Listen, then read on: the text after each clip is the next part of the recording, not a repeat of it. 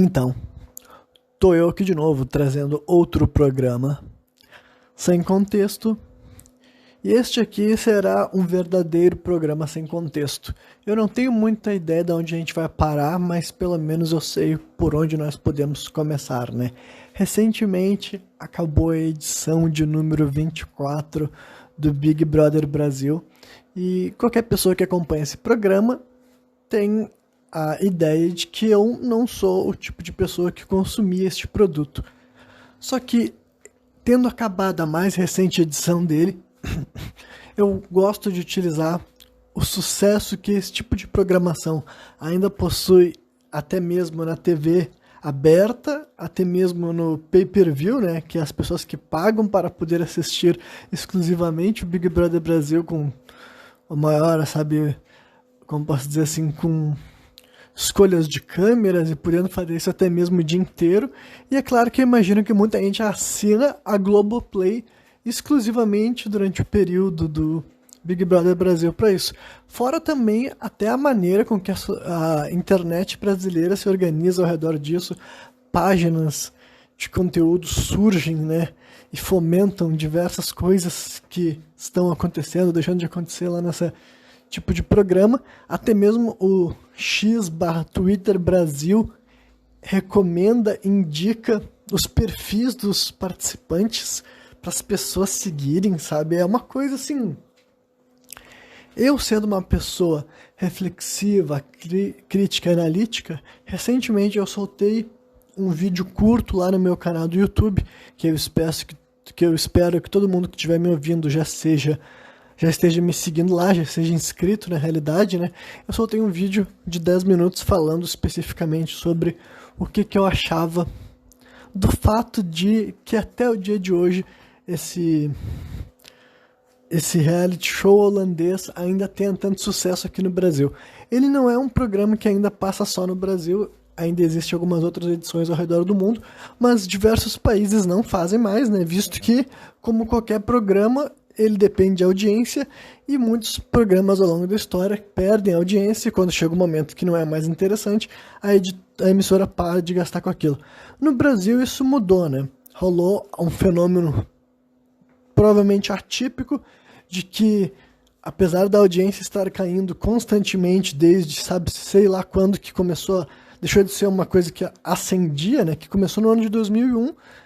Então, imagina que durante os primeiros 7, 8 anos talvez até tenha aumentado de audiência e depois começou a cair, e quando estava na sua menor parte, eles até fizeram um investimento maior, né? Eles gastaram mais dinheiro para produzir o programa, tiveram aquela ideia de misturar celebridades ou subcelebridades junto, né? Dividindo o número de pessoas anônimas com figuras públicas, e isso daí, combinado ao momento pandêmico do Brasil, eu acredito, fez com que a audiência subisse.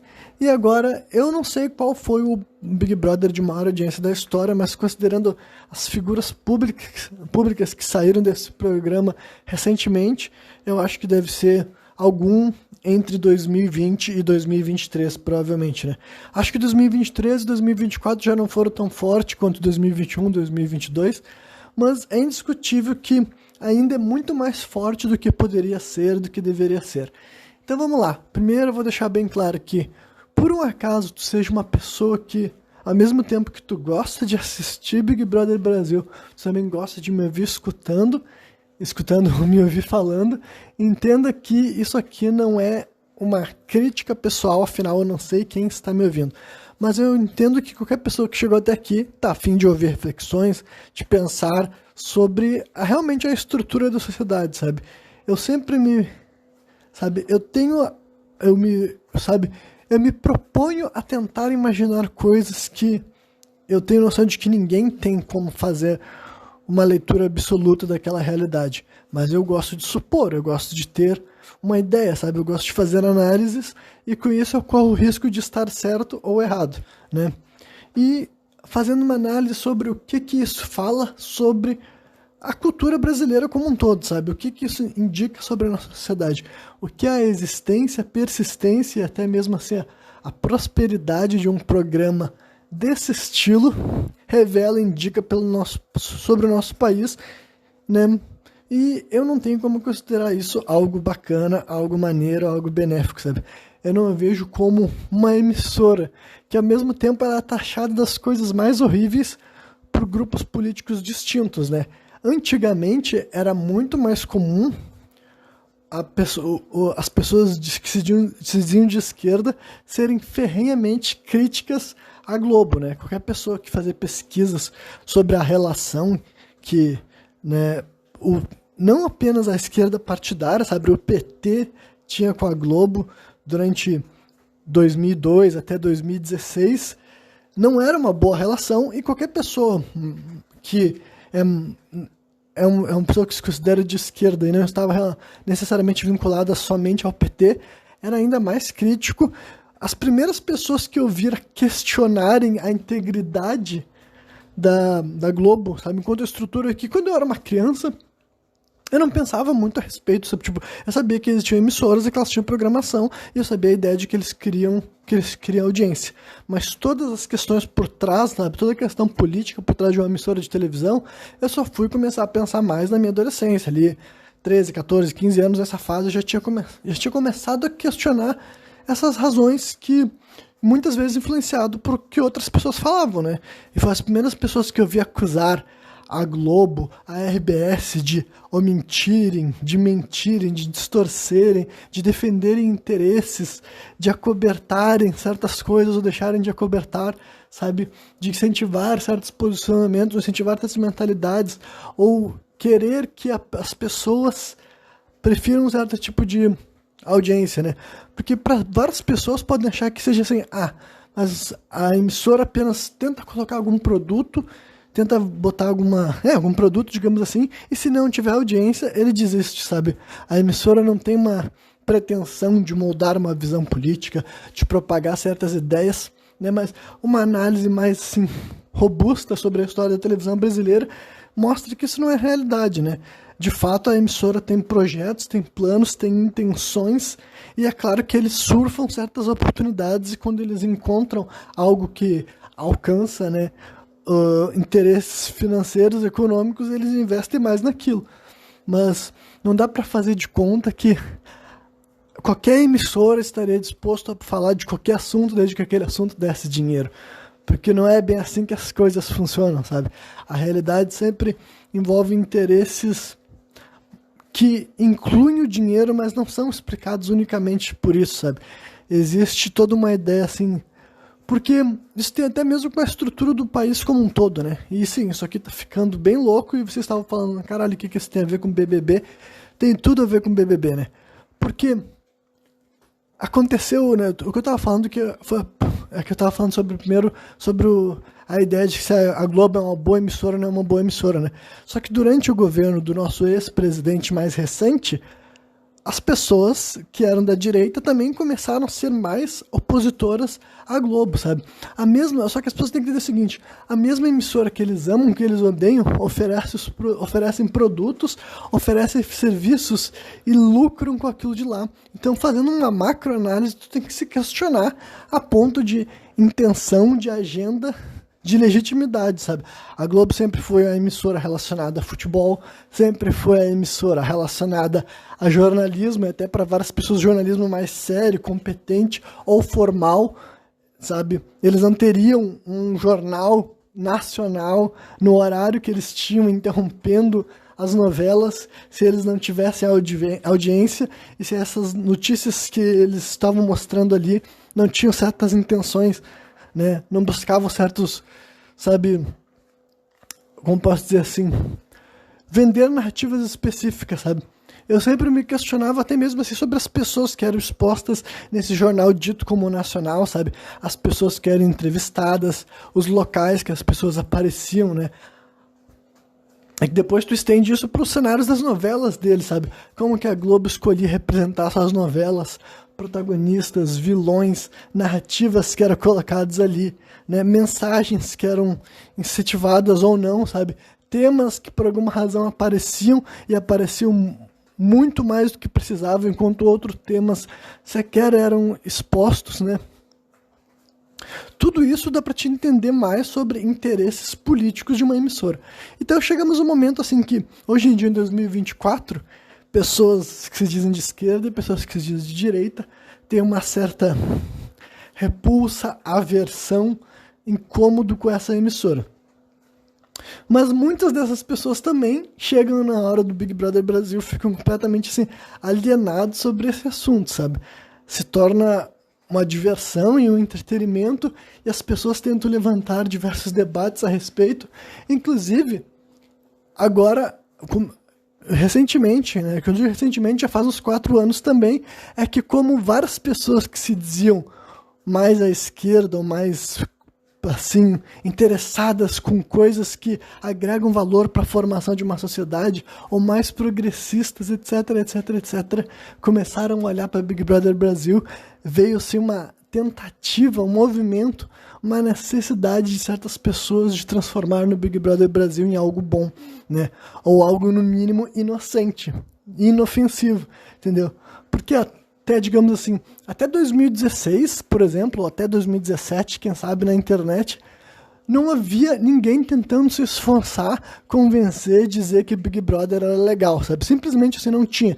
Podia ter gente que assistia, esse não é o ponto. Mas assim, qualquer pessoa que assistia sabia que era um programa tipo assim, de um valor de entretenimento bem baixo, sabe? No sentido assim, não é entretenimento bem baixo, mas não tinha nada pra tu ver ali, além de briga, picuinha, discussão, sabe?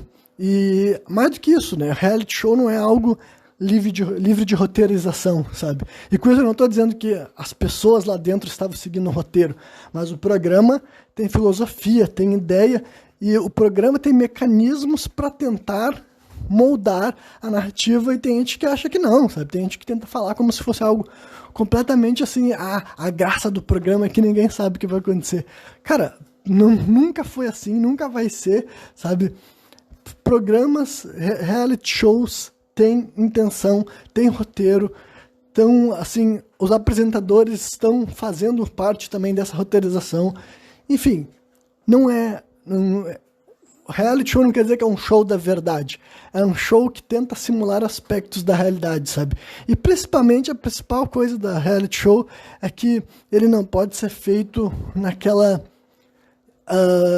visão mais assim cinematográfica, no sentido de que tem que ter um aspecto documental, tem que ter gente falando pra câmera sem estar interpretando personagens, sabe? Não pode ter um personagem com um nome. É isso que define reality show. A intenção de um reality show nunca foi assim, ser a verdade verdadeira, absoluta, dizendo que não acontece nada, até mesmo por trás das câmeras, sabe? Enfim, nunca foi a pretensão. Mas para muitas pessoas eles acham que é, sabe? Acham que é reality show isso, mas não. O show da realidade não é a verdade nua e cru. Não se vende como tal, e se vendesse poderia ser assim, poderia até receber processos por não... Sabe, quando pessoas descobriram que aquele cara lá, o Bear Grylls, não bebia a urina dele, sabe? Por causa que ele contava as histórias de como sobreviver numa caverna, e as pessoas achavam que o maluco passava a noite no meio do mato sozinho, sem segurança, sabe? Sem alimentação, e descobri que ele tinha Depois que acabava o programa, ele entrava para dentro de de um trailer e se alimentava e dormia, obviamente, tá ligado? Mas pra muitas pessoas ficava assim, não, mas eu achei que reality show quer dizer que o cara tava sozinho, isolado, sabe? E ele não tinha... Se acontecesse alguma coisa ruim com ele, ninguém ia poder salvar a vida dele porque ele tava sozinho, sabe? Então tem esse tipo de romantização a respeito do que é um reality show, né? Só que... Então... Ninguém se sentia obrigado a fazer de conta que assistia BBB sem ser pra ver briga, discussão, barraco, sabe? Ninguém fazia um esforço pra tornar algo melhor do que isso, sabe? Como eu falei até no vídeo lá, é uma tentativa de colocar perfume em bosta, sabe? Ninguém fazia isso. Só que desde que chegou a pandemia e certas pessoas foram levadas a assistir e consumir, veio toda essa história aí, de tentar assim, não, as pessoas que reclamam estão sendo elitistas, estão querendo escolher o que as pessoas assistem. E como eu falei aqui, ó, a minha intenção de nenhuma forma, é escolher o que a pessoa assiste. Cada um vai assistir absolutamente o que quiser consumir. É uma análise pragmática do que isso revela sobre a sociedade brasileira. E eu acho sim que uma sociedade brasileira está dando ainda mais atenção para um formato que é isso que eu falei. É repetitivo e é assim, é escroto, sabe? Não é um negócio assim que tu vai... por que tá falando que é escroto? Porque interações que não simulam a realidade, não é uma vida real, não tem comparação com uma realidade, sabe? Ah, mas a pessoa tá lá dentro, ela esquece que tá sendo filmada. Cara, não existe essa outra loucura que as pessoas têm, sabe?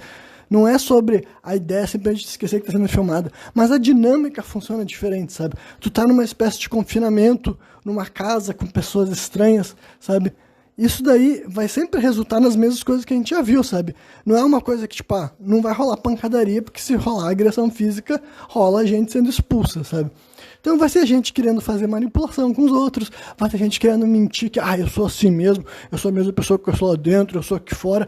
Cara, literalmente é um formato limitado, repetitivo, e que se o cara se estimula a ficar vendo disso, cara, se estimular pra ver isso daí, quem sabe uma vez, ou se estimular pra ver isso daí durante meia hora no teu dia, até vá lá. Mas agora, esse movimento que rola aqui no Brasil, cara, gente fazendo fã-clube, gente discutindo sobre quem, assim, porque fulano ou fulana é incrível, fulano, tu não sabe da vida dele, tu não sabe tudo que ele passou, e tipo assim, cara, pra ver como o povo brasileiro é altamente, assim, pra começar, todas aquelas coisas que a gente já sabe.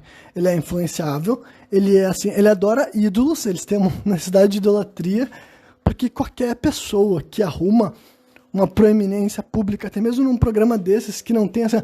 Não é como se lá tu pudesse estar vendo, assim, um profissional desempenhando a sua profissão, sabe? Ou alguma coisa que estivesse mostrando alguma espécie de honra e mérito. Pelo contrário, é só um ambiente feito para extrair certos comportamentos hostis ou vulgares, né? E as pessoas querendo falar, fulano é muito bom, é muito gentil, enfim. Cara, é toda essa palhaçada, sabe, que eu não falo justamente por vocês estão entendendo, já conseguiram entender a minha visão que eu tenho acerca desse conteúdo. Cara, isso não quer, mais uma vez, não é uma crítica pessoal a ninguém que possa assistir isso. É aquele famoso assim, só não fala disso pra mim, tá ligado? E mais do que isso, não faça de conta que eu deveria estar participando disso, que tem muita gente que age assim, ó, as pessoas ficam eufóricas sobre isso, e quando descobre que tem gente que não liga nem um pouco, sabe? Tipo assim, liga 0% sobre esse tema, as pessoas ficam ofendidas, elas ficam recalcadas. Cara, não, é só a droga de um programa bem ruim também, e essa questão é pragmática, sabe? Não é assim, é a tua visão, a tua opinião, não. Quer dizer, pode ser que eu esteja errado, cara. Pode ser que o Brasil gostar tanto de Big Brother Brasil ainda hoje em dia, isso quer dizer que o nosso país está se desenvolvendo, está se tornando um país assim, sabe, onde o senso crítico está se tornando mais apurado, as questões políticas estão sendo passadas adiante, e isso reverbera até na forma que a gente se relaciona com a cultura e a espécie de figura pública que a gente acha que merece se tornar famosa. Porque esse é outro fenômeno comum, sabe? As pessoas já... Essa ideia de que ex-BBB vai ficar famoso já, tipo assim, é um senso comum já praticamente hoje em dia, sabe? Então, eu refleti sobre todas as questões e a minha conclusão no presente momento é: não, eu não acho que isso é um bom indicativo, mas é só mais uma das várias coisas a respeito da cultura brasileira que pode ser considerada como problemática, né? E a segunda coisa que eu vou introduzir nesse programa aqui é justamente um conceito que vira e mexe, volta a ser repetido, volta a ser exposto. Alguém por aí fala bem ou fala mal, utilizando aquela ideia do complexo de vira-latas, né? Que é até alguma coisa que eu já mencionei aqui. Já fiz também programa sem contexto que fala sobre esse tema, mas justamente porque eu comecei aqui fazendo uma crítica à sociedade brasileira e eu vejo algo que, tipo assim, geralmente as pessoas que reclamam de gente que está fazendo crítica à cultura nacional, no presente momento, muitas deles se identificam até como pessoas que são da esquerda, porque raramente uma pessoa de direita vai dizer que o Brasil ou que o brasileiro sofre de complexo de vira-lata, tá ligado? E é uma coisa assim, é uma dualidade muito absurda, porque ao mesmo tempo assim que os caras que se dizem patriotas ou a favor de um nacionalismo mais forte, talvez, né, muitas deles se diriam de direita, mas ao mesmo tempo eles não exaltam ou propagam ou não escolhem nenhum aspecto da cultura nacional para falar bem, e por outro lado, as figuras que se dizem de esquerda, ao mesmo tempo que se tu fazer uma crítica mais pontual a um aspecto da cultura nacional, muita gente de esquerda vem falar que isso é uma espécie de viralatismo, alguma coisa do tipo, eles estão constantemente reclamando de decisões públicas, políticas, de opiniões que são exaltadas, né? e gente querendo certas coisas acontecendo no nosso país.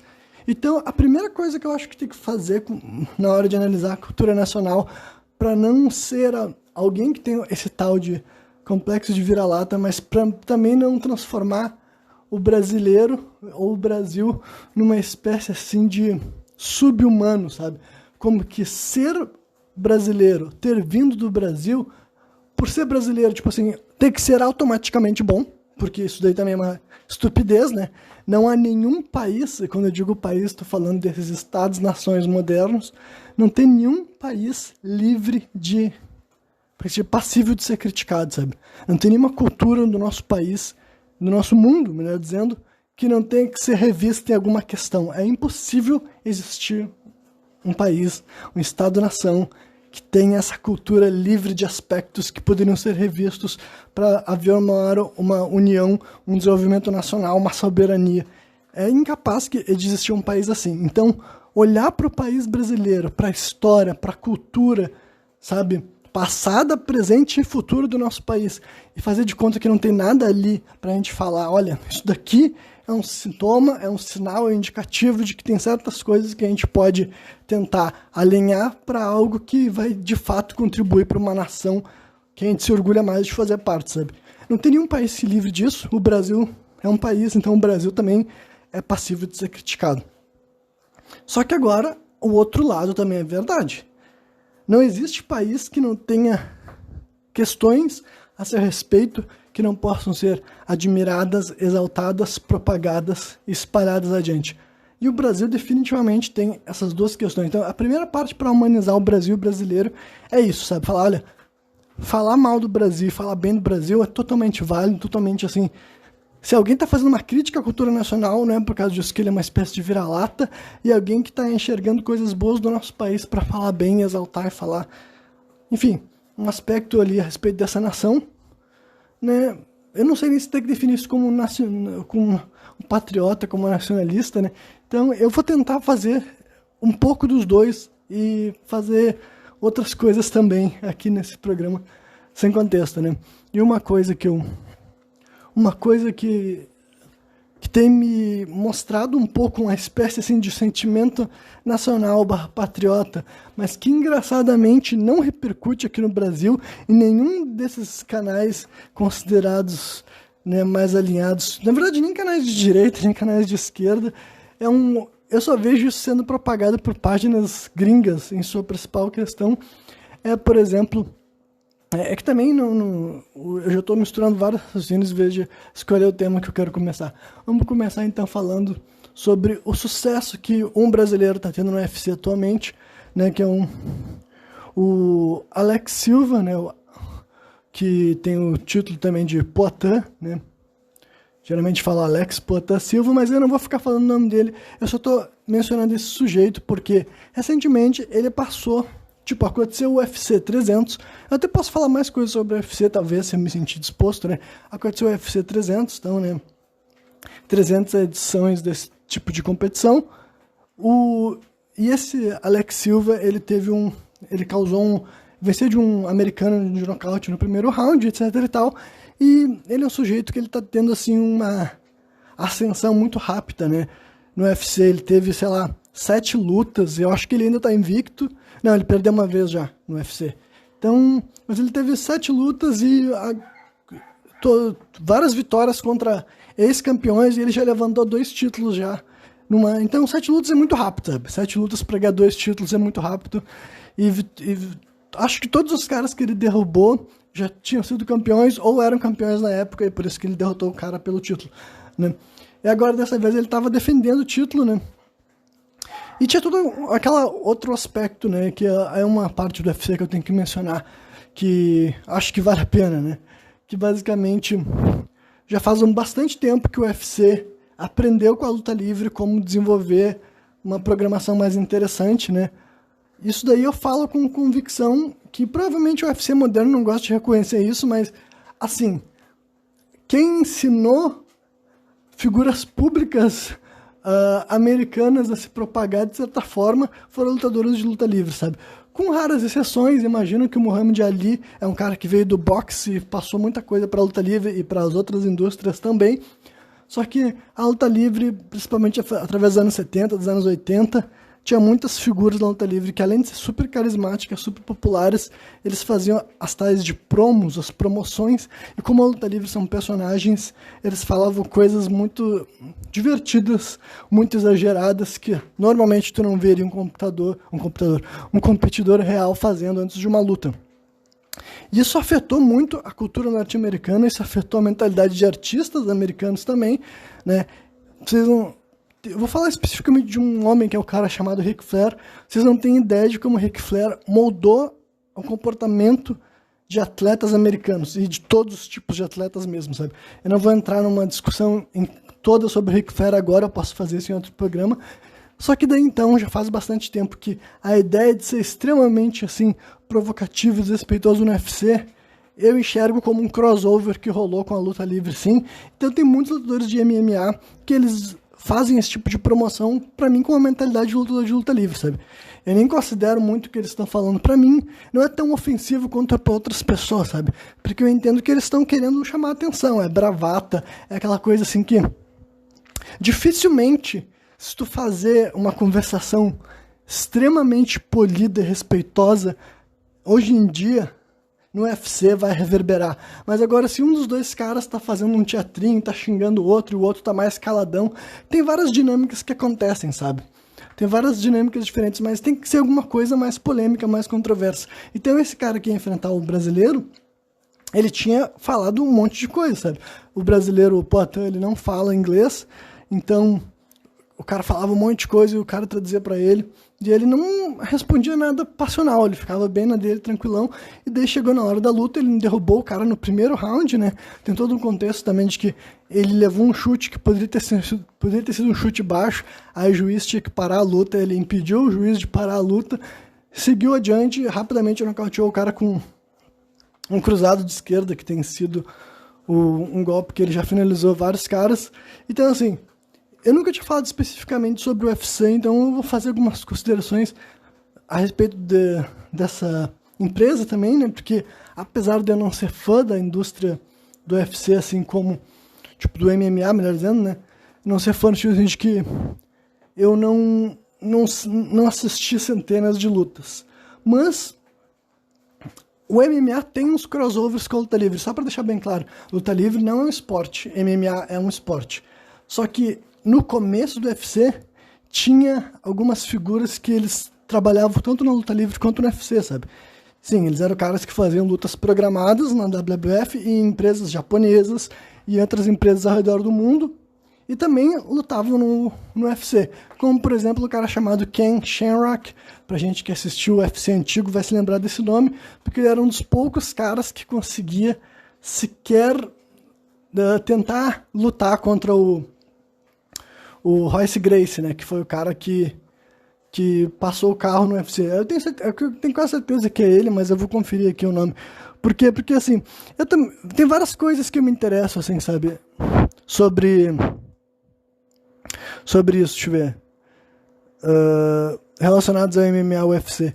Por exemplo, eu gosto muito de jiu-jitsu, então por gostar de jiu-jitsu eu gosto muito, e eu não sou praticante, né, mas isso não me impedia de gostar, sabe? É um negócio que, sei lá, a primeira vez que eu fiquei sabendo da história da família Gracie já achei interessante, já vi conteúdo a respeito. E lutadores ao redor do mundo falam muito de jiu-jitsu, né? Já faz bastante tempo que o BJJ, né, Brazilian Jiu-Jitsu, é a espécie de jiu-jitsu considerada normal já, não é mais, nem deveria mais chamar de BJJ. Quando se fala jiu-jitsu, se pensa no Brasil muito mais do que no Japão, né? Então, e foi muito por causa da família Gracie, por ter levado isso daí pro mundo, e uma forma que a família Gracie fez isso foi ter mandado o Royce para competir nos primeiros UFC.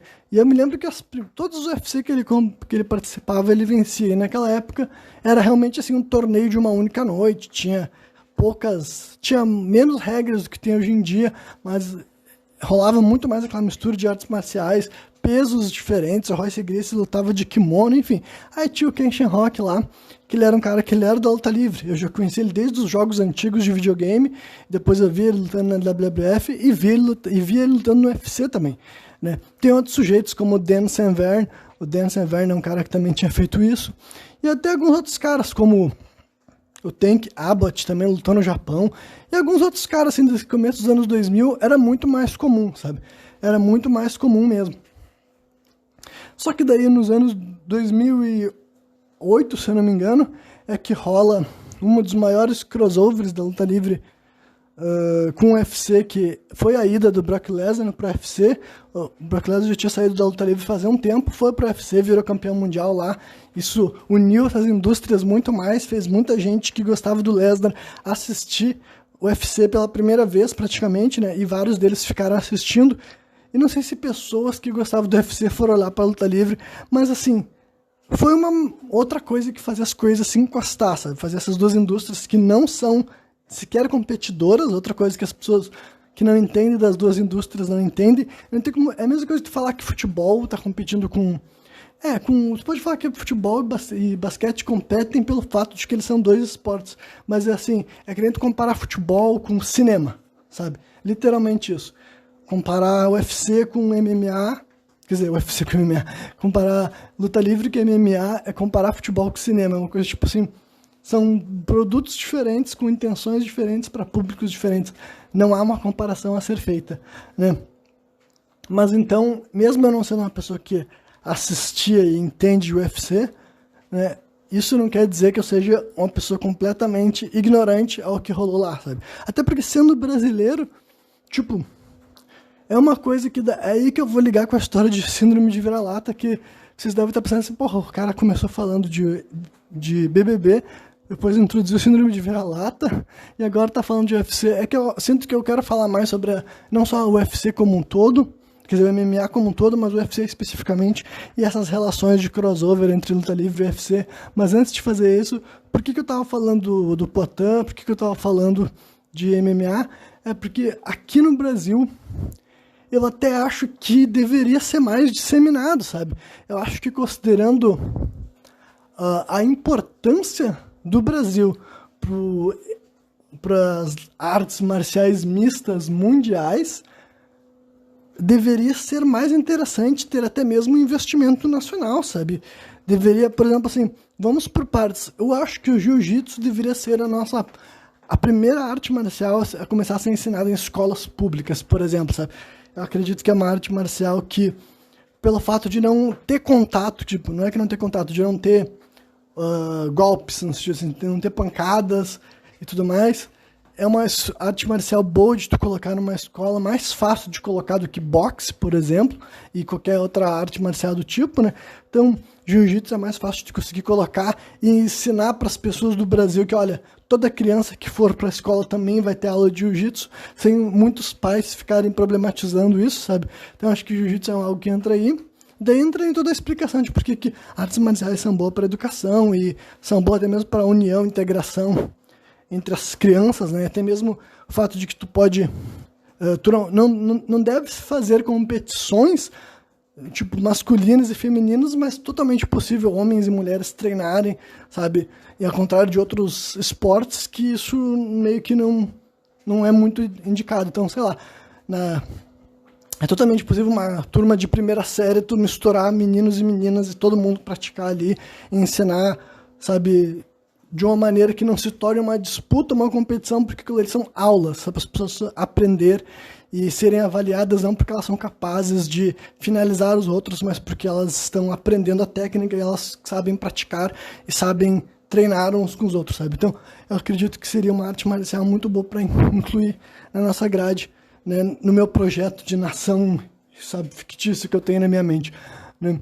Então, e outra coisa que poderia vir junto com isso é realmente introduzir a história do Brasil nessa questão, sabe? O país foi muito assim, não que, por exemplo, o Brasil, tipo, o futebol brasileiro seja ensinado nas escolas. De fato, não vou dizer que tinha matéria minha, isso era passado. Embora possa falar sobre o aspecto político, histórico, é que essa é a questão também, sabe? Porque talvez até o futebol eu gostaria mais, porque o Brasil, ele sempre, além de tipo assim, transformar futebol num negócio assim...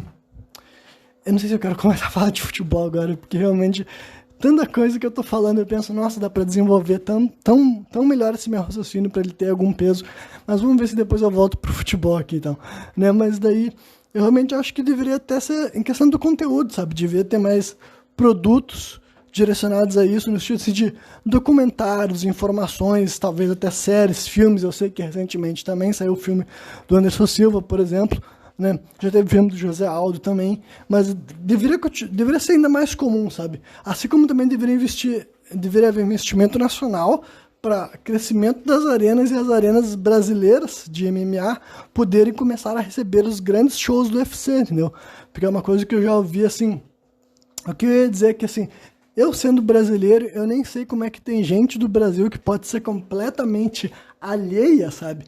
E mais uma vez, eu não sou nem o cara que gosta de estar assistindo as lutas, mas eu gosto de saber, tipo assim, quando chegam as informações do que aconteceu, eu gosto de saber. Quando chegam os vídeos curtos das finalizações, porque talvez eu não tenha saco para assistir a luta inteira, porque de vez em quando a luta demora 5 rounds e vai até as pontuações, mas um vídeo curto ali mostrando melhores momentos ou mostrando a finalização, aquilo lá me entretém, porque não é como se eu não tivesse interesse nenhum, mas eu não tenho lá muito interesse em assistir o show inteiro, porque eu não sou, sabe, eu não sou apaixonado pelo esporte. Mas agora, de um aspecto cultural, até social aqui no Brasil, eu tenho interesse sim, sabe? Eu gosto de saber do sucesso que os brasileiros têm no momento e no passado também, que eu ia dizer que, tipo assim, o Brasil sempre teve figuras de destaque, e no UFC especificamente, sabe? Não só os Gracies lá que começaram lá atrás, mas aqui no Brasil, só nomes assim que eu vou jogar assim da minha cabeça, sabe? Tem tanto o Anderson Silva que eu tinha falado, o Alex Silva atualmente, né?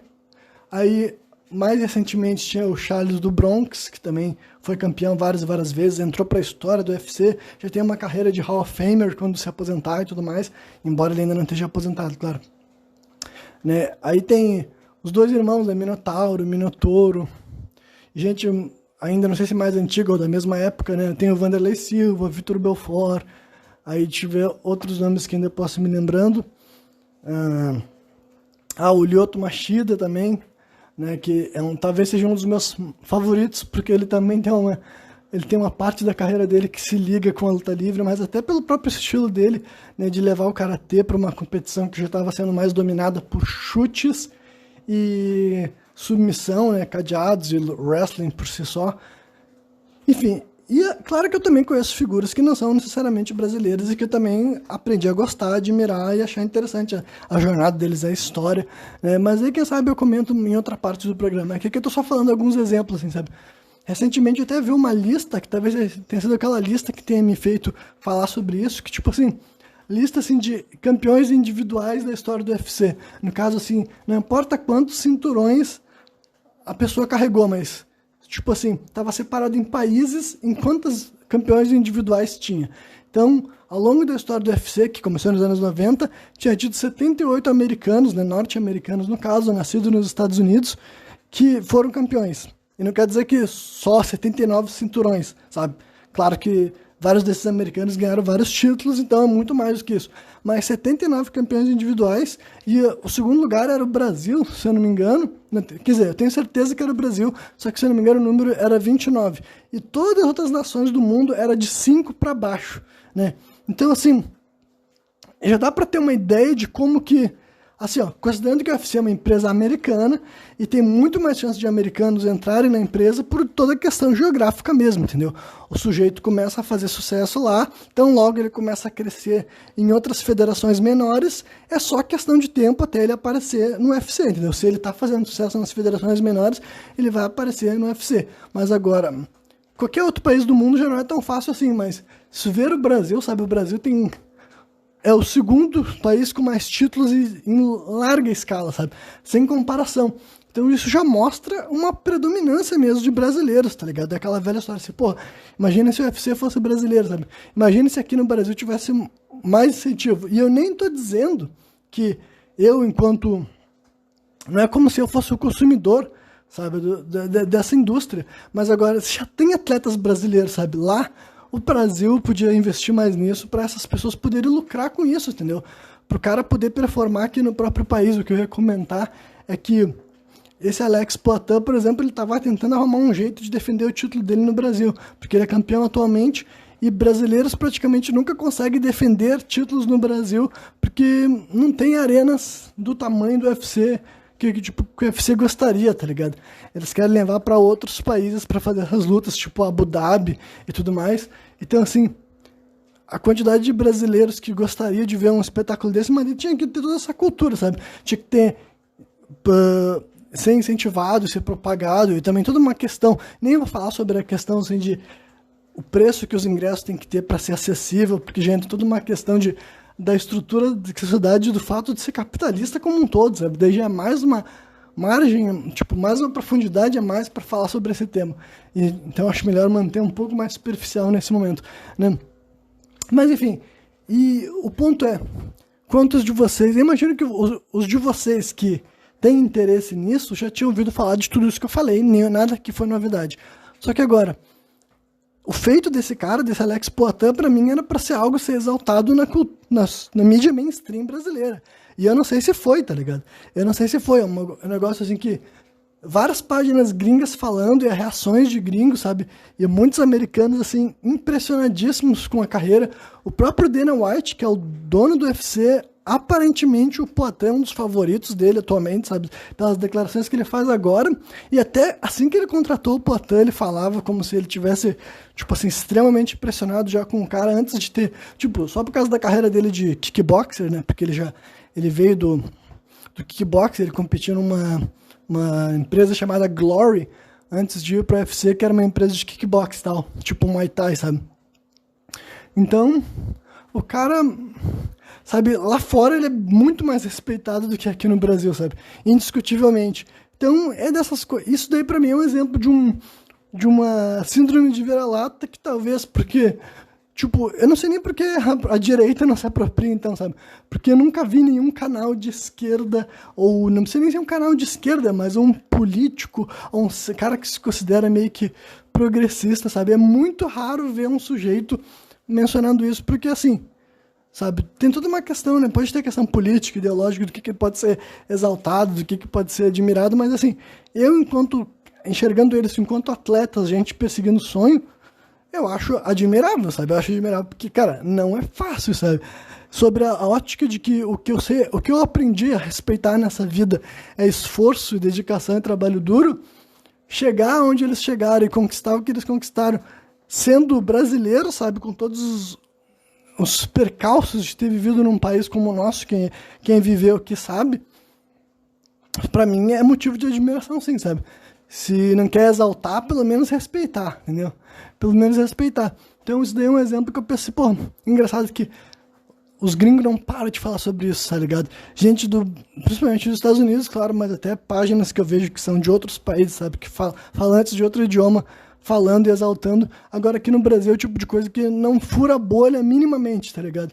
É um negócio que tu só vai ver falando isso, tipo, no próprio canal do UFC Brasil e coisa do tipo. Não é o tipo de notícia que, sabe, se fulano de tal conquistou e faz uma menção, né? E como eu disse, já dá pra ter um hall da fama, eu não sei se tem, sabe, hall da fama do UFC Brasil e uma espécie de exaltação, mas a quantidade de brasileiro que fez história, né, por esse país com esse tipo de competição, eu acho que é bem grande, bem relevante, eu diria, sabe, e tudo mais. Então, assim, e o que eu ia dizer é sobre essa importância que o Brasil teve para as artes marciais mistas em geral, sabe? Os Gracie praticamente definiram o que era o jiu-jitsu moderno, sabe? E levou para o mundo, e todo o UFC aprendeu praticamente, sabe? E depois, ali nos anos 2000, já era assim, a básica. Depois teve outro brasileiro, que é o Marco Ruas, que ele é acreditado por ter levado o chute baixo, sabe? O chute que os caras acertam na perna dos outros, assim, tal, low kick, que praticamente também não era uma técnica comum. E depois que aquele cara começou a ganhar lutas por fazer os malucos não conseguir caminhar mais, isso se tornou também uma coisa padrão. E é óbvio que tiveram atletas de outros países também que exaltaram.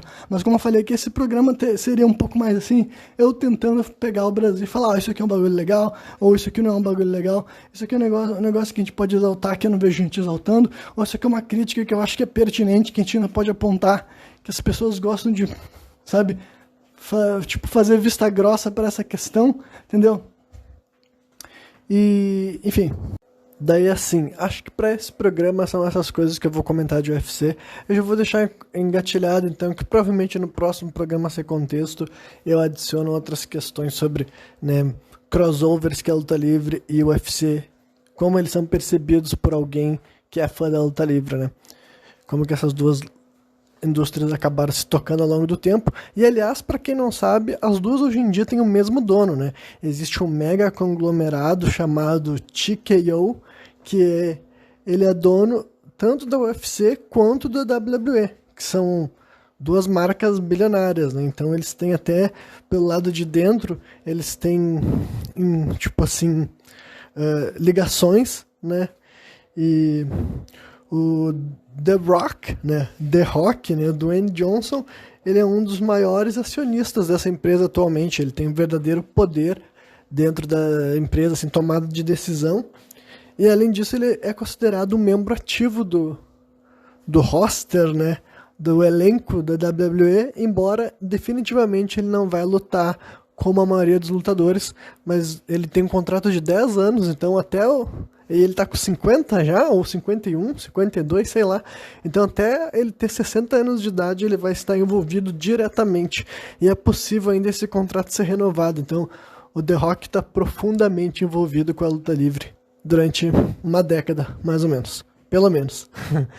Né? Mas agora, transicionando de assunto, né? Mas eu vou tentar manter até o final do programa esse balanço entre possíveis críticas e possíveis elogios. Por que eu tô falando críticas? Porque, assim, a cultura brasileira também envolve as piores partes da nossa nação, no sentido assim de que, tipo, qualquer hábito, qualquer tradição, qualquer costume histórico, cultural do Brasil também tem que ser reconhecido como cultura brasileira.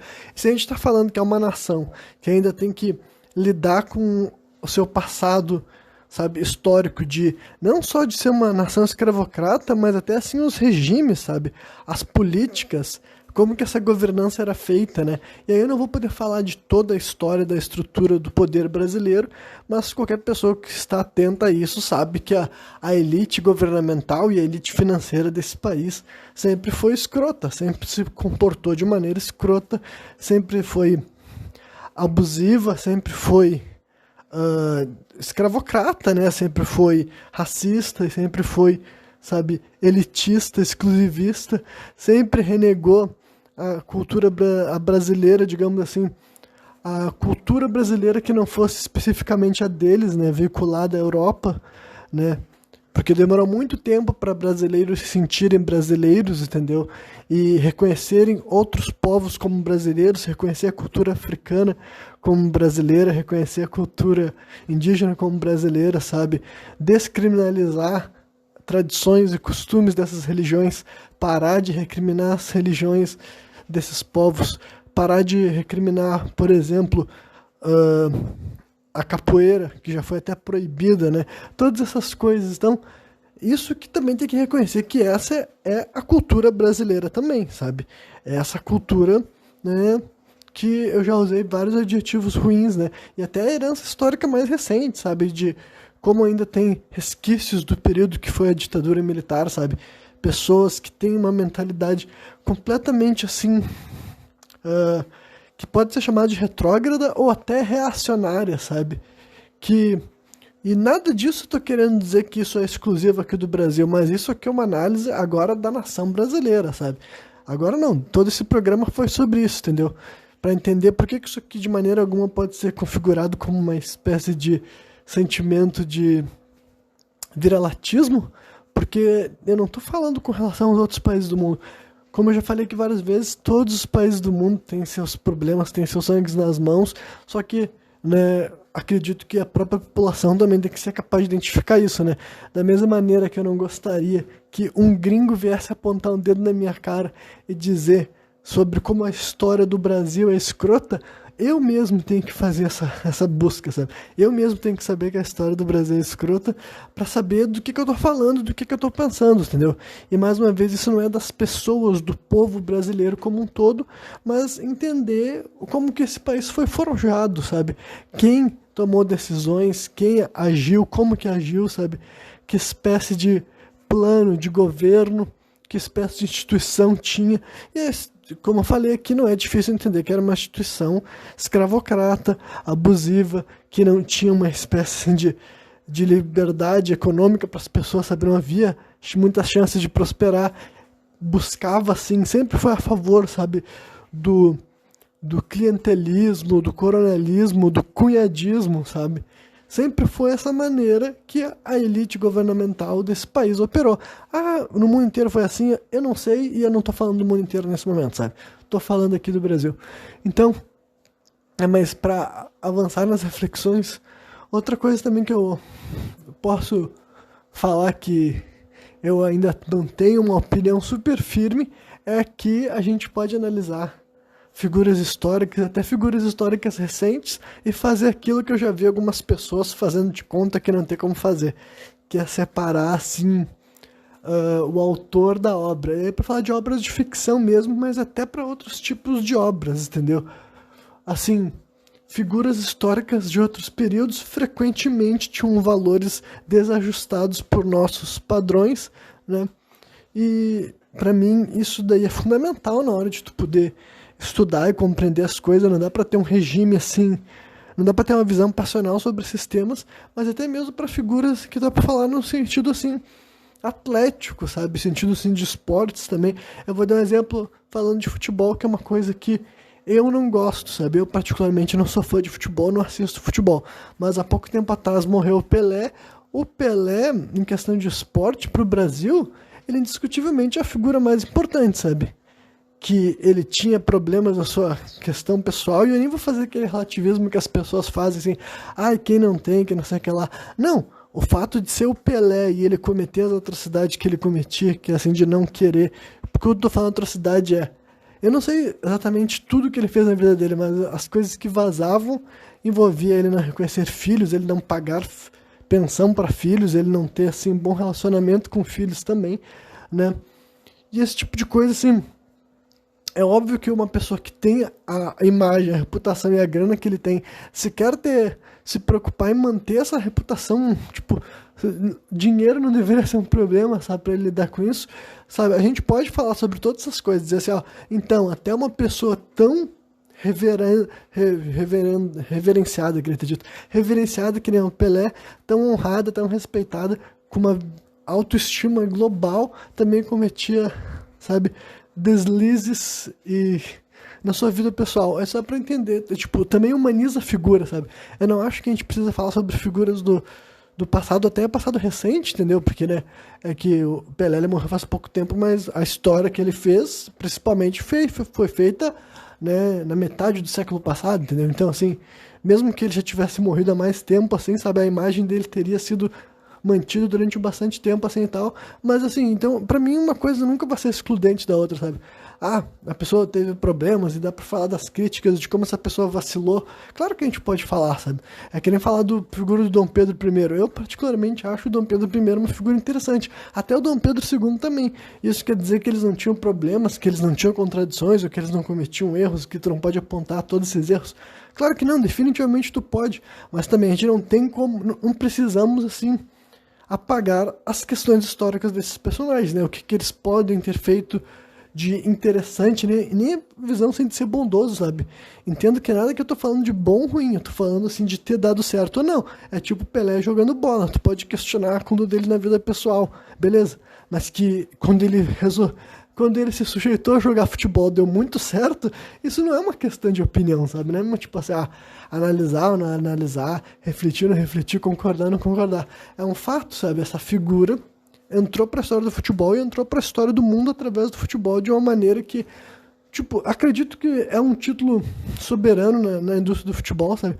Acho que ninguém na história do futebol vai conseguir ficar tão marcado, sabe? E tem até grandes atletas até hoje em dia que são renomados, mas eu acho que nada do que esses atletas fizeram vai conseguir fazer com que eles tenham um impacto que, assim, eu acredito que só podia ter acontecido naquela época e naquele contexto, sabe? Um homem que nem o Pelé jogando um futebol naquele estilo, naquela época, sabe? E quando eu digo homem que nem o Pelé, também tem o fato também de que ele era um homem negro, né? Qualquer pessoa que viu o Pelé sabe disso, né? E por isso que eu comparei ele até com o Muhammad Ali, porque eles tinham paralelos. A questão que eu acredito que uma coisa que americanos fazem muito melhor que brasileiros é promover suas próprias estrelas, sabe? Então, americano sempre tem inclinação de exaltar tudo que é americano. E a gente critica muito isso, sabe? Muita gente, assim, critica essa propensão. E até eu mesmo posso criticar, sabe? Só pra poder ficar com essa coisa fora da minha mentalidade. Isso me incomoda também muitas vezes, até, por exemplo, assim...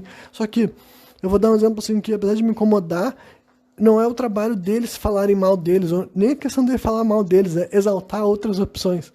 Por exemplo, assim, eu sou fã de luta livre. Eu tô acostumado a ouvir lutadores de luta livre americanos falando, principalmente, assim, gente, principalmente não, mas quando várias vezes são atletas mais velhos, sempre que eles vão apontar grandes nomes da história, eles sempre falam de grandes nomes americanos. E eu, como fã de luta livre, reconheço que aqueles nomes que são apontados, são exaltados, são de pessoas lendárias. Só que eu também, sendo fã de luta livre, não exclusivamente dos Estados Unidos, noto quanto eles deixam de mencionar estrelas de fora dos Estados Unidos, entendeu? Eu vou dar um exemplo, assim, sabe? Sei lá, Mitsuharu Misawa, sabe? Da importância que esse japonês tem para a história da luta livre, eu acho engraçado, curioso e até um pouco injusto que eu ouça tão poucas pessoas falando o nome desse cara. Não que eu nunca tenha visto um americano exaltando um atleta japonês. Já vi também. Mas, assim, é uma disparidade muito grande, sabe? Então, americano, isso deu só luta livre como exemplo, mas isso vale para qualquer outras coisas, sabe?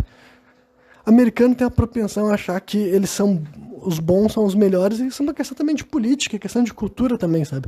Então, eu acho que uma coisa melhor do que ficar falando mal dos outros é falar bem das coisas que tu acha bacana aqui. E eu acho que o Brasil tem que ter mais esse costume de exaltar figuras históricas pelo que elas fizeram, entendeu? Não num caráter de idolatria ou de admiração, assim, sabe? Ah, vamos admirar e vamos fazer de conta que essas pessoas eram perfeitas. Não é nada disso, é só reconhecer que, tipo assim, figuras brasileiras causaram impacto em certas áreas. Simples assim, entendeu? E, né, tem pessoas que nem o Pelé, que a gente pode fazer isso eternamente, tá ligado? Pode eternamente mencionar essa figura, pode ter informação histórica a respeito da importância que ele teve para o país, para o futebol, a importância que ele teve, sabe? E o quanto que ele era reconhecido, aclamado e admirado no mundo inteiro, principalmente na época que ele estava atuando, mas evidentemente que até o dia da morte dele, tá ligado? É um nome que foi, assim, importante, impactante. Eu tenho um amigo meu que está na Europa hoje em dia e ele ainda fala que, tipo, ele foi para a Europa esse ano, sabe? Ele foi lá fazer uma... Um dia até, quem sabe, eu vou falar mais sobre a história da viagem dele, porque ele foi fazer aquelas coisas bem de louco, assim, de tentar arrumar emprego lá e ficar viajando de país em país. Ele já passou em muitos países e tá se metendo em várias furadas e conhecendo várias pessoas diferentes em vários países europeus diferentes. E sempre tenta falar que ele é brasileiro, explicar a história, né? E várias pessoas falam de futebol e várias pessoas falam do Pelé, tá ligado? Então, é indiscutível que do brasileiro do século XX ele é o mais reconhecível, tá ligado? Brasileiro do século XX ele é o mais reconhecível. Mas isso aí, tá? Agora o que eu vou falar, não sei se vai ser até o final do programa, mas eu vou aproveitar algumas afirmações que eu ouvi de uma figura que vai me colocar numa posição boa para comentar as coisas que ele falou. Quem é essa figura? É o MC Lan, né? MC Lan, vocês não devem ter ouvido falar nunca do MC Lan aqui, então agora tem uma boa oportunidade de falar sobre ele. Ele foi no Flow semana passada e foi um daqueles programas bem longos, de horas e horas de duração, bem viajados, bem malucos e bem divertidos até, sabe? Eu achei um papo bem interessante, porque o Lan me deu muito material para concordar e discordar dele. O que foi surpreendente, mas nem tanto, sabe? Eu tenho essa visão de que qualquer pessoa que se permitir pensar vai chegar nesse estágio que ele chegou ali, entendeu? Que é basicamente compartilhar uma série de perspectiva pessoal e algumas até mais profunda, baseado na vivência dele, né? E trouxe várias coisas assim que são boas para eu utilizar nesse tipo de programa aqui, sabe?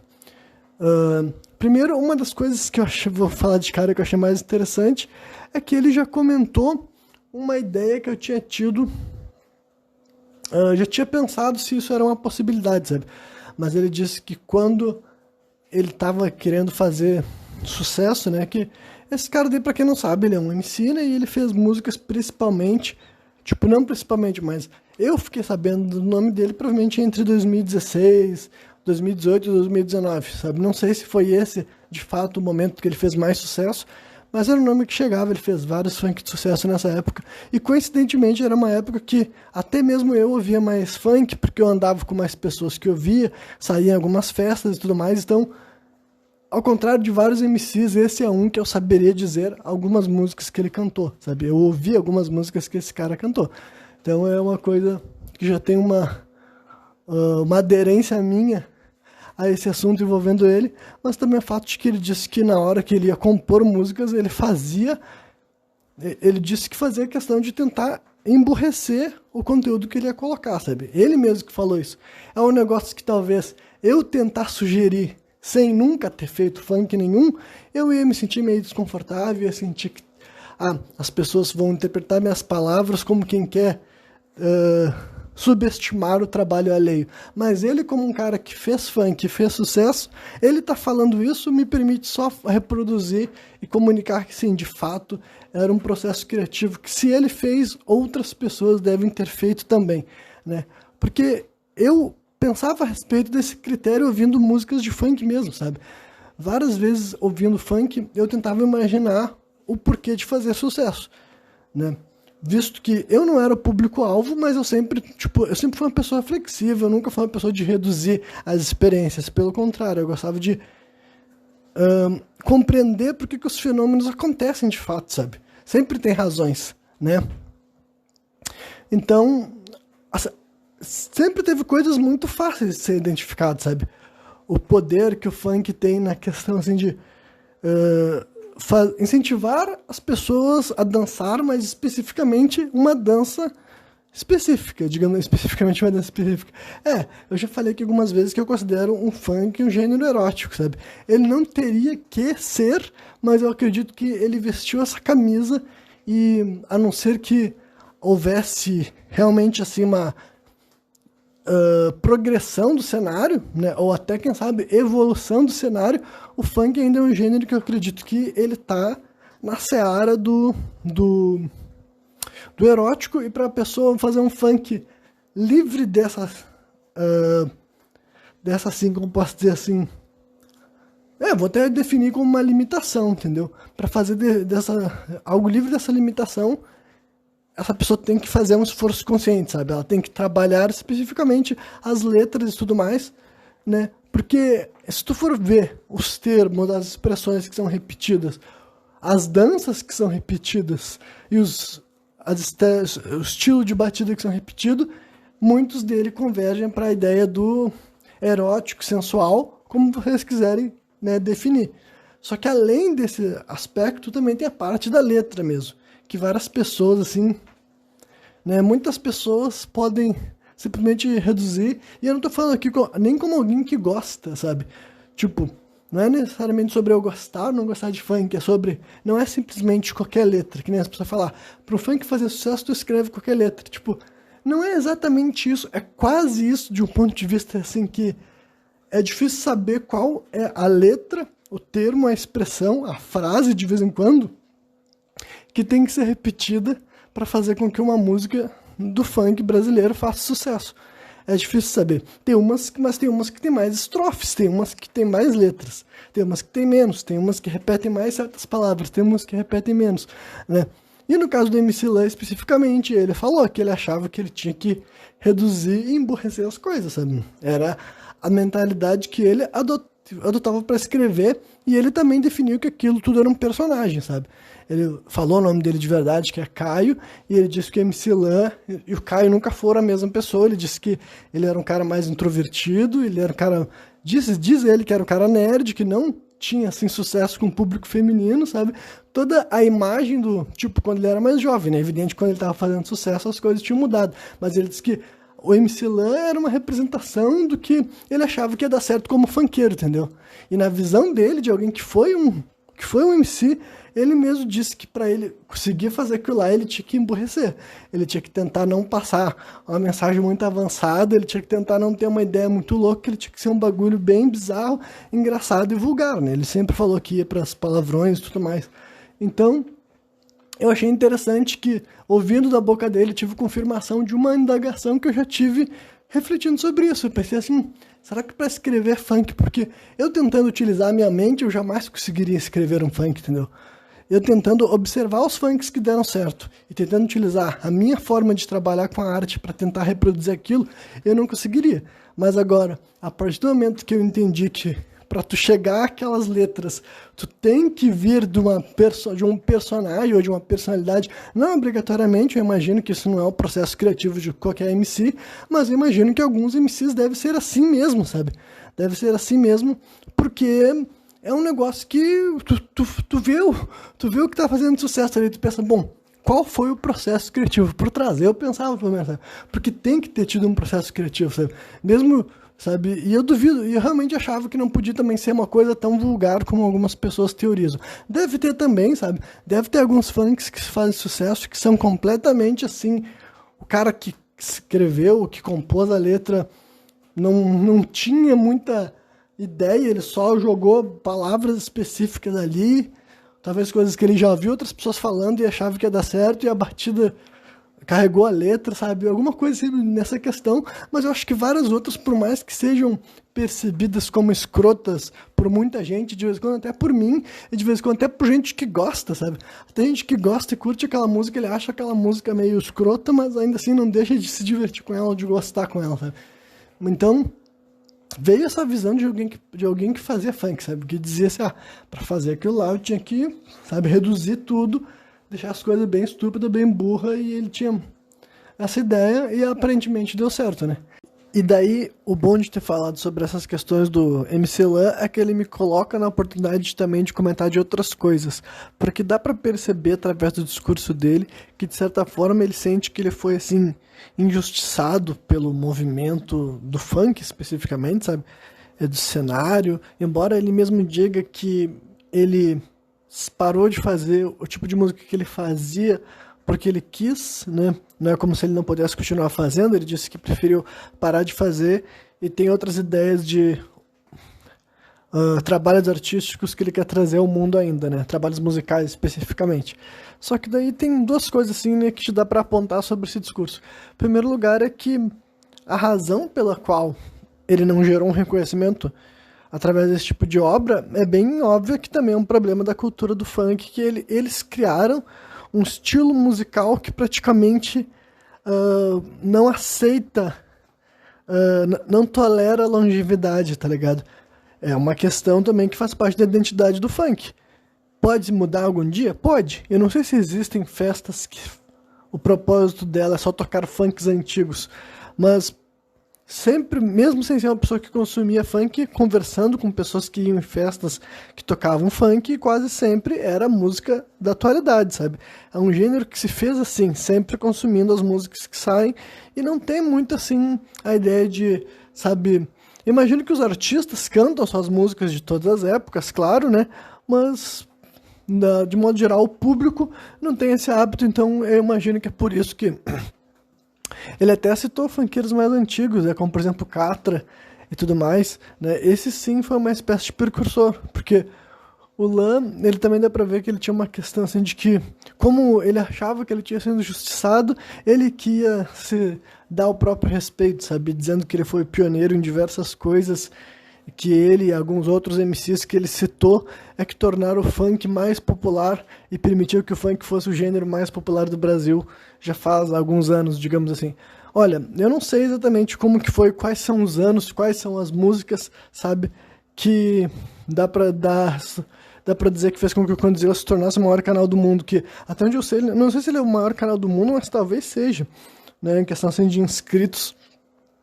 Eu não sei se dá pra fazer assim, observar quando que isso rola, sabe, a partir de qual momento e quais são os artistas responsáveis por isso.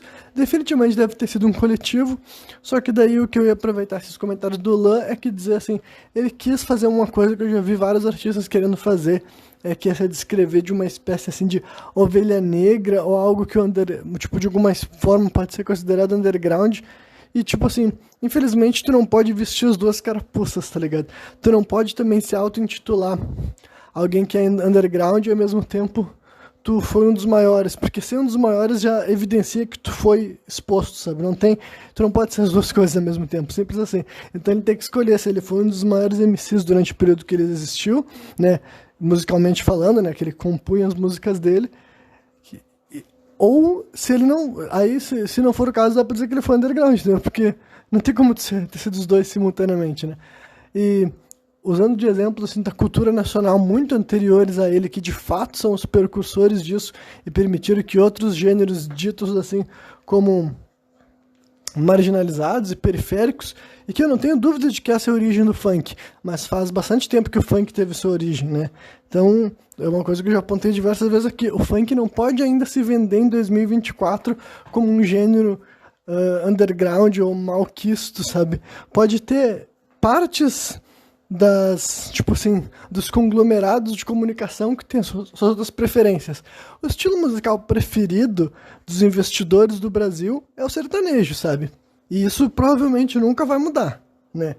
É o sertanejo que são assim, que recebe dinheiro e apoio financeiro para fazer shows pelo Brasil inteiro e para ser tocado em tudo que eu tenho oportunidade. É por isso que os números, até mesmo no Spotify Brasil, dos maiores músicos são do sertanejo, né? Tem gente que pode achar que essas coisas são totalmente assim, é o natural, o jeito que as coisas são para ser. Não, tem interesse envolvido, sabe? Mas ainda assim, aqui tirando do alto da minha cabeça, sabe? Se eu tivesse que apontar os 3 gêneros musicais mais ouvidos do Brasil, né? Isso assim, falando das grandes massas, sabe? Os gêneros musicais que têm mais reproduções, eu acredito que é o sertanejo. O funk, quando eu digo funk, é esse novo funk, sabe? São esses artistas que também têm um pé no pop, mas tocam um quê de funk. Esses artistas que fazem umas batidas meio que eletrônicas e um pouquinho de música só no meio, mas as batidas também giram muito em torno dos tambores de funk, sabe? Porque isso que eu tô falando, já esse novo funk mainstream, que eu não sei exatamente quando que foi criado. O que eu ia apontar é os precursores da música periférica aqui no Brasil, do meu conhecimento. A figura que eu sempre acho importante mostrar nesses momentos, ou falar, pelo menos nesses momentos, é o Bezerra da Silva, né?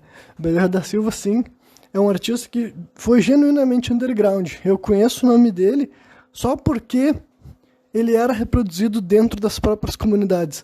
Esse é um caso de sucesso, que é por isso que é a parte mais interessante que eu acho, sabe? Apesar de ser um dos artistas nacionais que eu mais gosto de ouvir, na realidade, eu não posso falar que eu ouço o tempo todo, toda hora, mas também não posso dizer que eu nunca ouço Bezerra da Silva. Eu ouço também, né? E tem muito a ver com a minha criação, claro, né? Era um dos artistas favoritos do meu pai, mas conforme eu fiquei mais velho, eu acabei tendo informações a respeito do sujeito, fiz questão de ouvir ele falando algumas vezes também, né? Eu acho ele um dos artistas mais interessantes da história do Brasil mesmo, sabe? E ele foi isso, sabe? Ele foi, assim, um artista só muito depois da carreira dele, que eu pelo pouco que eu conheço, já dá pra definir ele como um cara genial, só depois muito longe na vida dele, depois que ele já tinha se firmado e se refirmado como um artista popular dentro das casas de brasileiros mesmo, aí sim ele começou a ter uma espécie de... Assim, algumas pessoas resolveram falar com ele, mas ele tem pouquíssimas aparições em jornais. Eu acho que ele nunca foi em jornais, acredita, né? Acho que ele nunca foi em nenhum dos programas de TV mais populares, mais famosos. Ele chegou a dar entrevistas na vida dele, sim, mas não é uma figura que apareceu tanto assim, não. E a razão, além dele mesmo falar, dá pra tu pesquisar e saber, entendeu? Ele era de fato boicotado porque ele foi... não tem como falar que foi a primeira voz, mas uma das primeiras vozes, assim, a vir de um lugar da periferia, especificamente do morro de favelas. Era tocado nesses locais, sabe, nas rádios comunitárias mesmo ali, e tocado pelas pessoas que ouviam mesmo, os fãs dele que compravam, assim, os CDs todos eram feitos também, assim, em gravadores independentes, sabe, nunca foi um artista financiado, incentivado. Não aparece ainda, até os dias de hoje, eu não vejo ele como um dos artistas brasileiros mais mencionados, sabe, assim, até hoje quando sai listas de 10 maiores artistas de todos os tempos, eu não sou um fã, assim, não sou um melhor conhecedor de música nacional, né, mas tem vários outros nomes que tu tá sempre acostumado a ver, desde, sabe, Tom Jobim, né, o Jorge Benjor, e Gilberto Gil, e Elis Regina, sabe, Tem uma série desses nomes que tu tá acostumado a ver sempre que sai alguma lista falando dos 10 maiores músicos de todo o tempo. E esse Bezerra da Silva, para mim, é um dos sujeitos que devia aparecer com muito maior frequência. Eu acho que ele devia ter sido exportado para o mundo.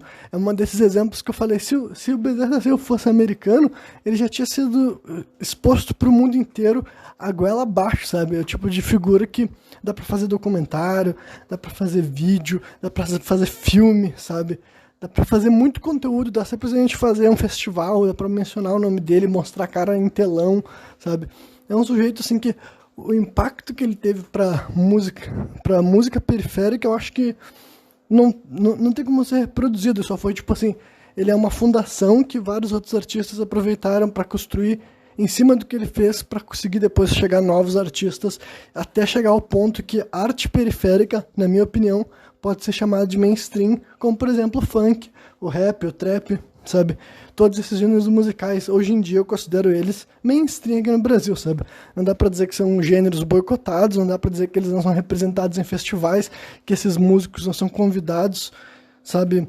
Pra participar de eventos, sabe? Eles não parecem... Enfim, não dá pra dizer que músicos desse estilo são mal vistos, mas eu também sei que essa não é a história de gêneros que vieram da periferia, entendeu? Então o Bezerra da Silva para mim é um primeiro exemplo que eu posso citar, e daí eu cito ele também porque assim, eu conheço a quantidade de artistas que vieram do rap, sabe, do rap, do hip hop e tudo mais, que mencionaram a influência deles pelo Bezerra da Silva, e aqui também me identificando como alguém que não tem um amplo conhecimento da história do rap nacional, ainda assim eu acho importante mencionar o grupo dos Racionais, sabe? Racionais MCs, porque assim, tem algumas questões que eu acho que são muito, no mínimo, interessantes pra gente pensar a respeito dessas figuras, sabe?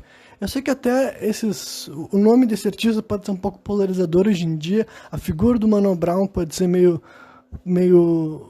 polarizador hoje em dia, né? Mas eu também tenho a minha opinião acerca do trabalho desses artistas, da influência deles, e eu acho que o impacto que o trabalho musical deles teve no Brasil é, tipo assim, acho que é algo inegável, sabe? Qualquer pessoa, por menos informada que ela seja acerca do cenário do rap no Brasil, ela pode ser capaz de perceber isso, assim como eu acredito que eu seja, e um tipo de conteúdo específico que eu já consumi muito ao longo dos meus anos de frequentador de internet, até hoje em dia sempre faço, é quando eu vejo pessoas negras de outros países ouvindo e reagindo a Negro Drama, sabe? Porque essa música Negro Drama tem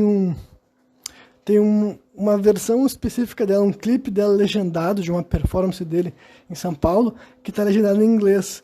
E por essa razão, essa versão específica desse show circula pela internet afora várias vezes. Pessoas negras que não necessariamente moram nos Estados Unidos, sabe? Pessoas negras ao redor do mundo inteiro, mas que entendem de inglês, reagem, postam as reações deles a esse clipe. Só tu pesquisar assim, escreve Negro Drama React, né? E tu pode procurar vídeos daí de outros países e dar uma scrollada. Tem uma série, assim, tu vai ver uma série diferente de pessoas reagindo, porque acontece muito, sabe? Já se tornou assim. Eu acredito que muitos brasileiros sabem disso que eu tô falando aqui, mas talvez tu não sabia. E eu acho muito interessante, porque Negro Drama é o tipo de música que até eu cresci ouvindo, sabe? Frequentei espaços que tocavam, ouvia tocando nos carros, sabe? E chegava nas casas das pessoas e tava tocando essa música, entendeu? Então é uma música que até eu cresci ouvindo, mesmo sendo um morador de Porto Alegre. Então, a minha percepção a respeito dela inicialmente era só de alguém que conhecia essa música, sabe? Eu gostava já do jeito que ela soava o beat, mas também não tem como dizer que eu compreendia tudo que estava sendo falado na letra na primeira vez que eu escutava, né? Mas várias vezes as pessoas falavam sobre essa música, eu fui levado a refletir a respeito da letra dela diversas vezes, sabe? A partir da minha adolescência, depois da minha vida adulta. Eu sempre tinha uma certa noção do que estava sendo mencionado naquela música por ser brasileiro, por entender de contradições que acontecem na nossa nação, mas quanto mais velha ficava e via mais pessoas reagindo, me mostrava o impacto que ela tinha, sabe? Tu vai ouvir pessoas ao redor do mundo inteiro reagindo àquela letra e se sentindo representado, identificado, sabe? E eu acho incrível, sabe, ver um grupo de rappers, né, de MCs aqui do Brasil, né, o Mano Brown especificamente, isso daí eu tô comentando porque eu já vi ele mesmo falando para diversas pessoas, é que ele sempre se surpreendeu com a quantidade de pessoas negras que chegavam até ele falando que, através das músicas dele, através de Nego Drama, por exemplo, ele refletia sobre refletiram pela primeira vez essas questões raciais, se enxergavam como pessoas negras, se descobriam negros, sabe, se identificavam como negros, várias vezes pessoas mais negras do que ele, porque ele é aquela pessoa negra que tem o tom de pele, né, um pouco mais claro, que tem gente que chama de outras, tipo assim, outras definições, como mestiço ou pardo, enfim. Esse tipo de... Existe uma grande parte da população brasileira que tem um tom de pele nesse sentido. Mas ele falava das mensagens que era típica do rap e também especificamente do estilo que eles gostavam de falar, né? Os tipos de crítica e mensagens. Então, o Racionais também é um divisor de águas gigantesco pro rap nacional e hoje em dia eu acredito que dá para dizer que ele tem um impacto já internacional.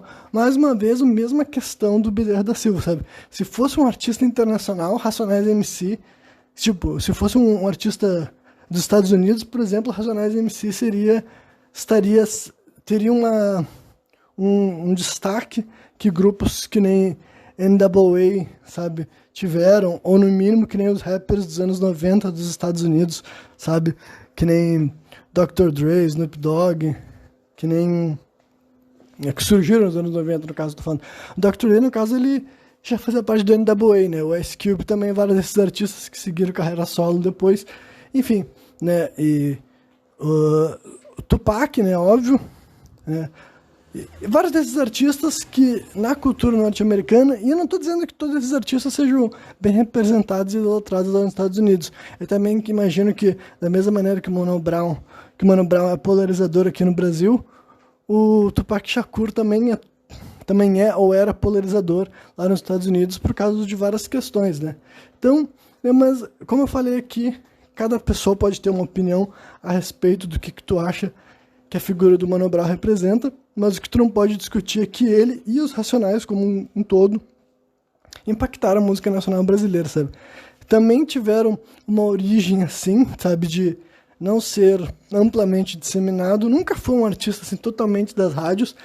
Eu concordo que ao longo do tempo eles se tornaram mais aceitos, mais mainstream e ocuparam mais espaços, mas também acho que é injusto fazer de conta que tenha sido assim o tempo inteiro, toda a história deles, que eles não tiveram também que lidar com um boicote, que também não foram hostilizados pela mensagem que estava ali, não tentaram associar eles como uma espécie de influência ruim ou negativa para a sociedade brasileira.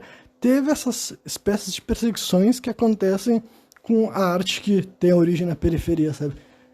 Então, tudo isso é verdade também, mas felizmente, graças ao impacto, graças à verdade que tinha nesse tipo de obra, e até na parte musical também, óbvio, foi uma obra que conseguiu transcender tudo isso, sabe?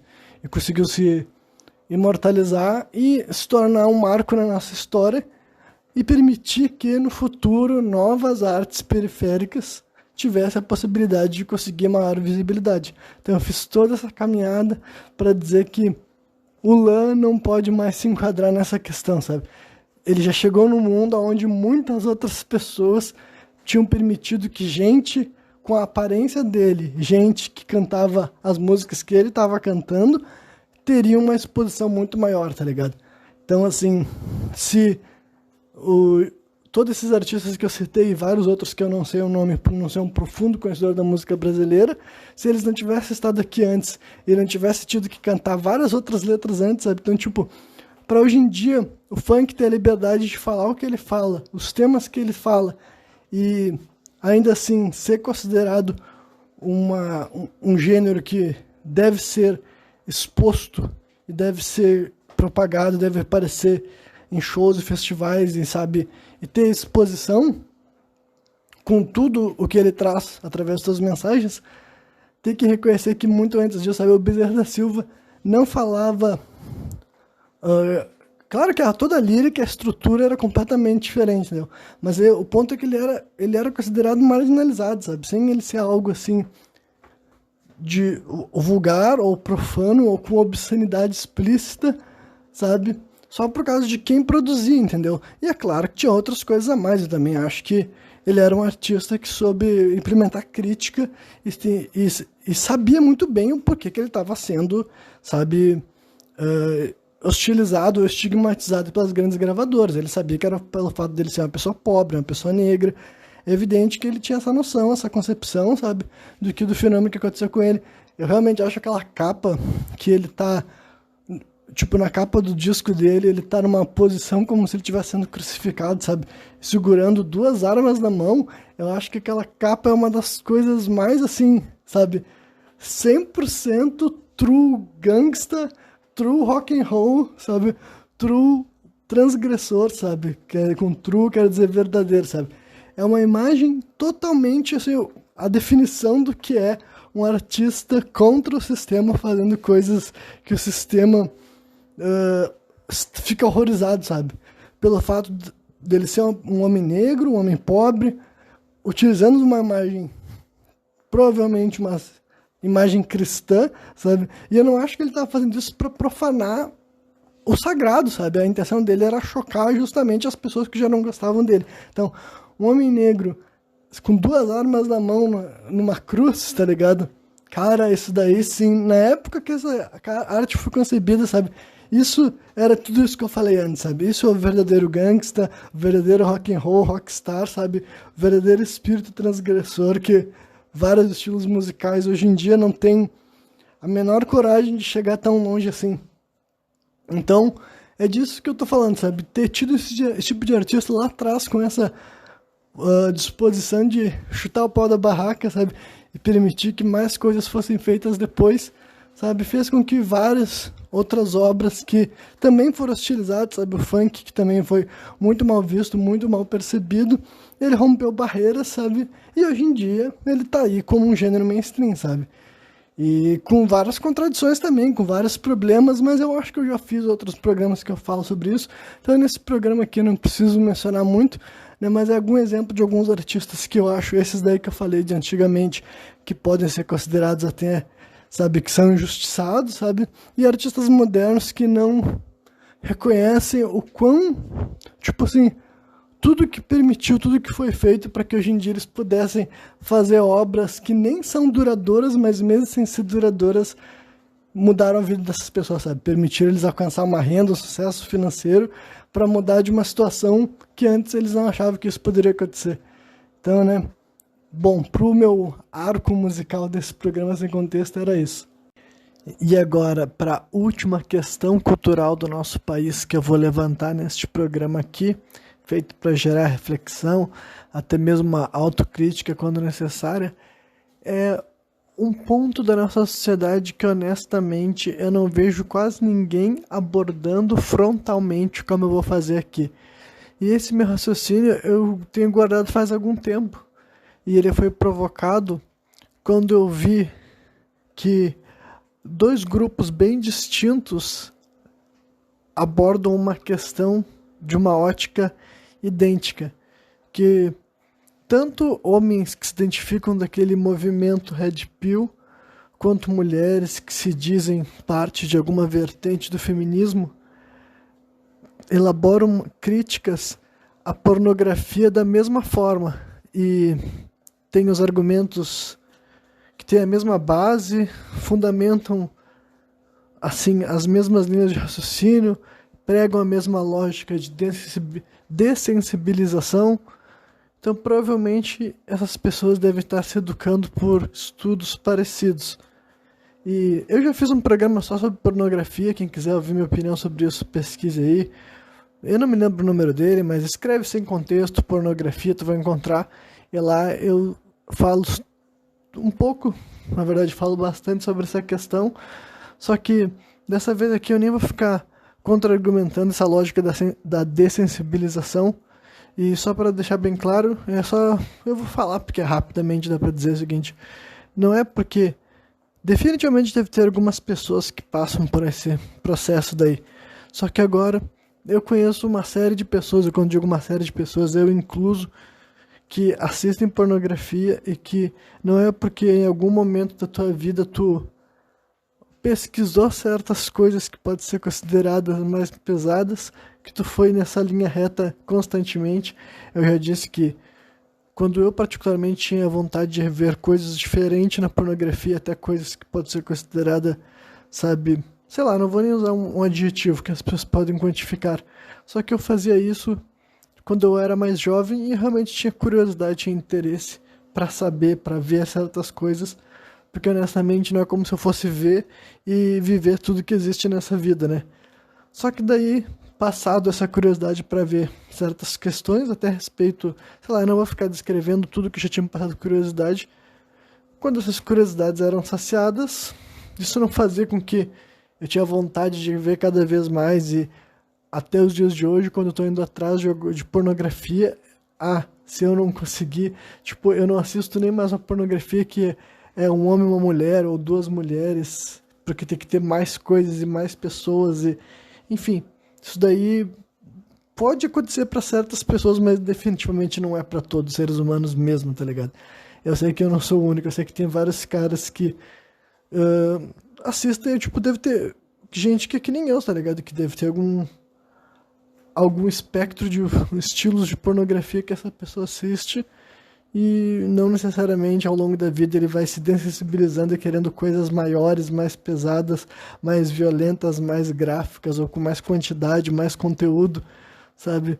Isso daí é uma generalização injusta, mas o argumento aqui nem é nem será apenas sobre essa questão de pornografia. A parte final desse programa, que é o que eu falei que eu nunca vi ninguém abordando essa questão tão frontalmente quanto eu, é que o que faz com que as pessoas busquem a pornografia em primeiro lugar? Essa é a coisa que quase ninguém aborda. Na minha opinião, isso daí também, nesse momento eu vou querer me limitar ao Brasil, porque dá pra fazer uma análise de por que isso rola no mundo inteiro, fenômeno global, mas tudo mais. Mas aqui no Brasil, a minha opinião é que a nossa sociedade, ela é hipersexualizada, sabe?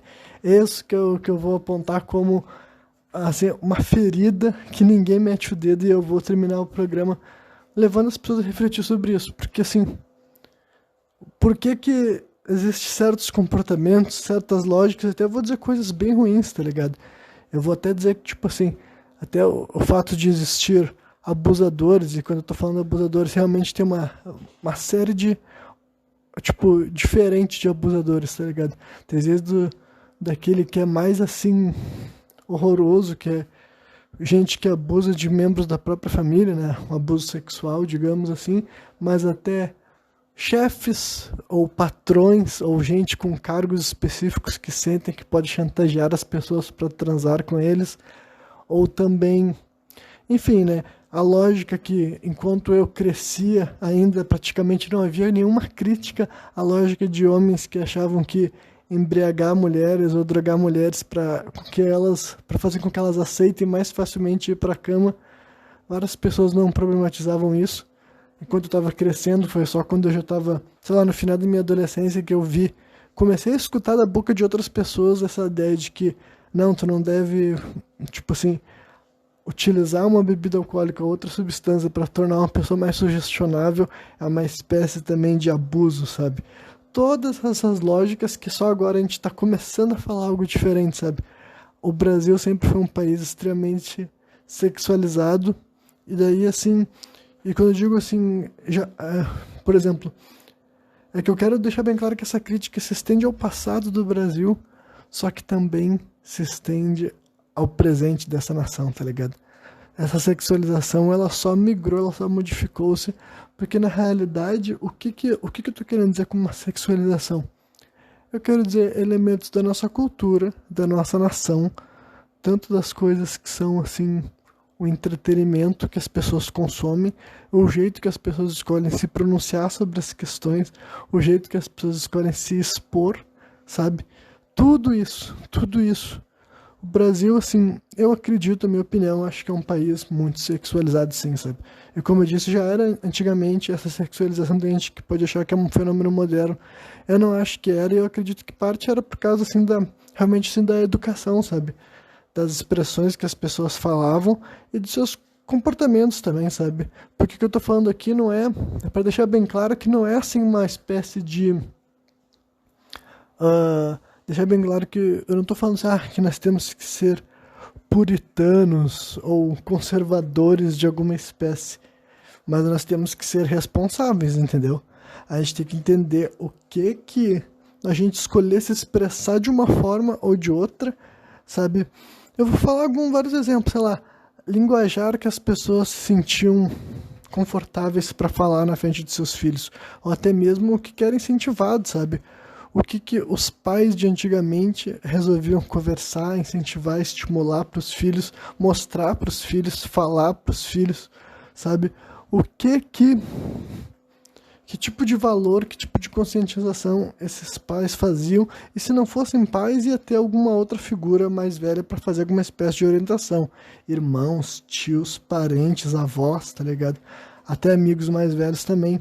Então, assim, eu acredito que a sociedade já tinha padrões de sexualização. Posso até apontar todas as questões que eu já falei em outros programas também, tá ligado?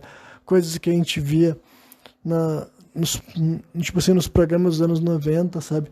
A espécie de conteúdo, as espécies de imagens que a gente achava legal colocar para aparecer cedo, sabe? Linguagem também que as pessoas colocam na música. E por isso que eu falei, isso aqui não tem nada a ver com moralismo, tem a ver com uma responsabilização pragmática da parada, sabe? Se a gente quer evitar que as pessoas assim se tornem viciadas em pornografia e até consumam pornografia, a sociedade meio que tem que tentar não ser, tipo assim, as pessoas têm que tentar não agir, falar e pensar o tempo todo nessas coisas e fazer menções a essas coisas, tá ligado? Por isso que eu disse, é uma linha muito tênue. E por que eu até acredito que o Brasil pode ser um país hipersexualizado? Porque, assim, é até uma forma que os gringos reconhecem os brasileiros, sabe? Qualquer pessoa que consome conteúdo feito por imigrantes aqui no Brasil, quase que 100% deles apontam que o povo brasileiro é mais, assim, sexual, sabe? Tem mais propensão a beijar os outros, a transar com os outros, a falar sobre sexo, a fazer interações que tem a ver com sexualidade, sabe? Então, tudo isso eu não acho que é por acaso, tá ligado? E eu também não acho que seja biológico, entendeu? Eu não acho que o brasileiro tenha algo que biologicamente, sabe? E isso também não quer dizer que o resto do mundo inteiro não tenha hábitos sexuais, não é isso, mas é só pra falar por proporção, sabe? Eu acredito sim que a gente tem algumas razões para achar que o nosso país tem uma cultura que hipersexualiza as pessoas, e essa hipersexualização, em última instância, chega numa parte criminosa, na minha opinião, sabe? Não só a gente expõe nossas crianças para um cenário assim, entendeu?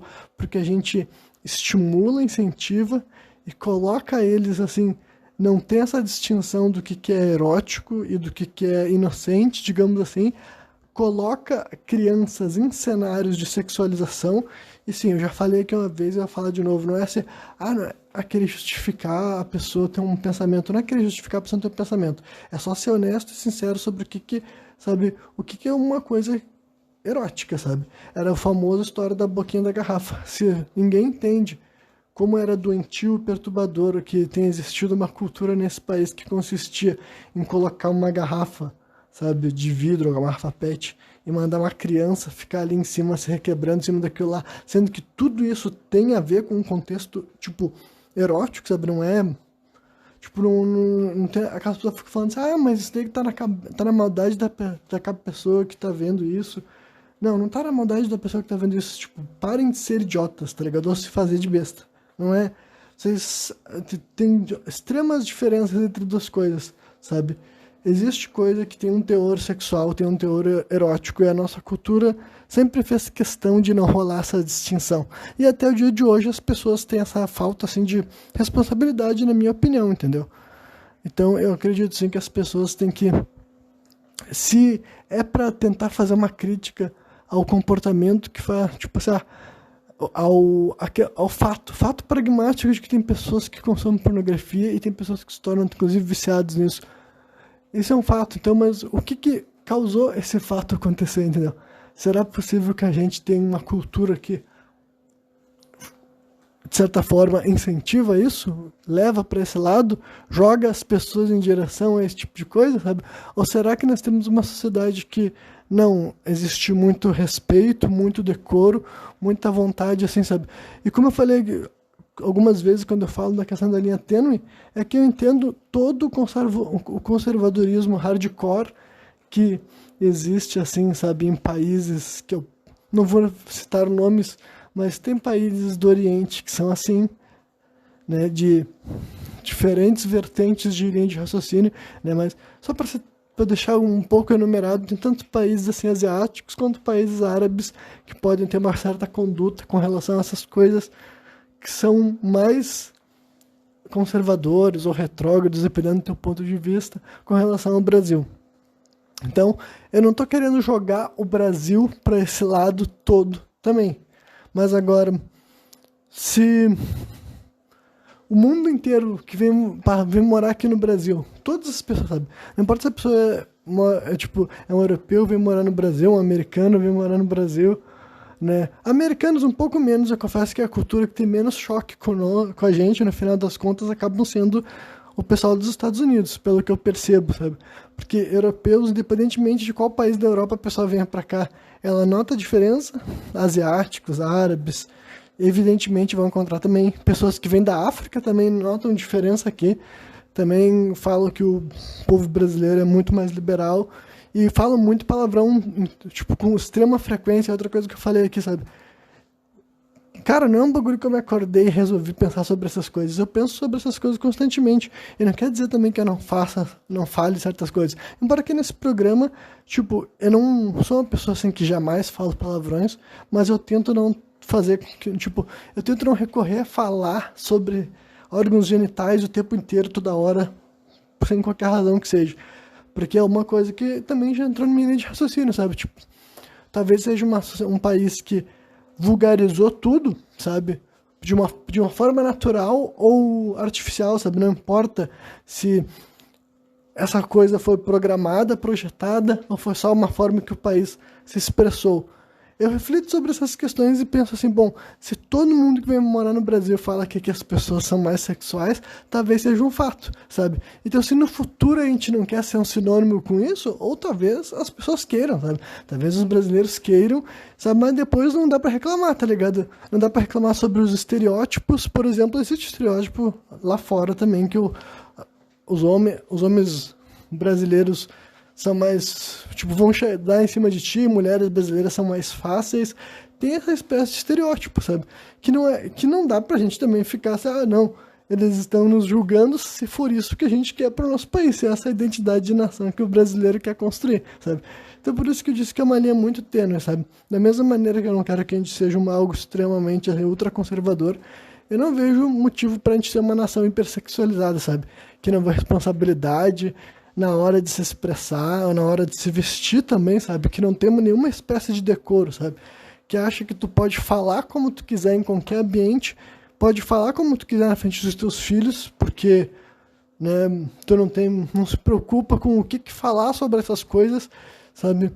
E só para deixar bem claro também, quando eu digo falar sobre essas coisas, não é não tenha educação sexual com teu filho, não é sobre ter educação sexual com teu filho, sabe? Definitivamente tu tem que ter, mas quando tu tá conversando perto do teu filho, tu fala sobre temas. Eu me lembro assim de quando eu era jovem ou criança, várias vezes adultos falavam certas coisas perto de mim que dava pra ver que eles achavam que eu não estava entendendo, e eu sabia que eu estava entendendo, sabe? Mas, né, e hoje em dia, usando essas reflexões minhas, eu penso, será que era adequado as pessoas mais velhas tendo conversas desses teores, sabe, desse teor perto da criança, sabe?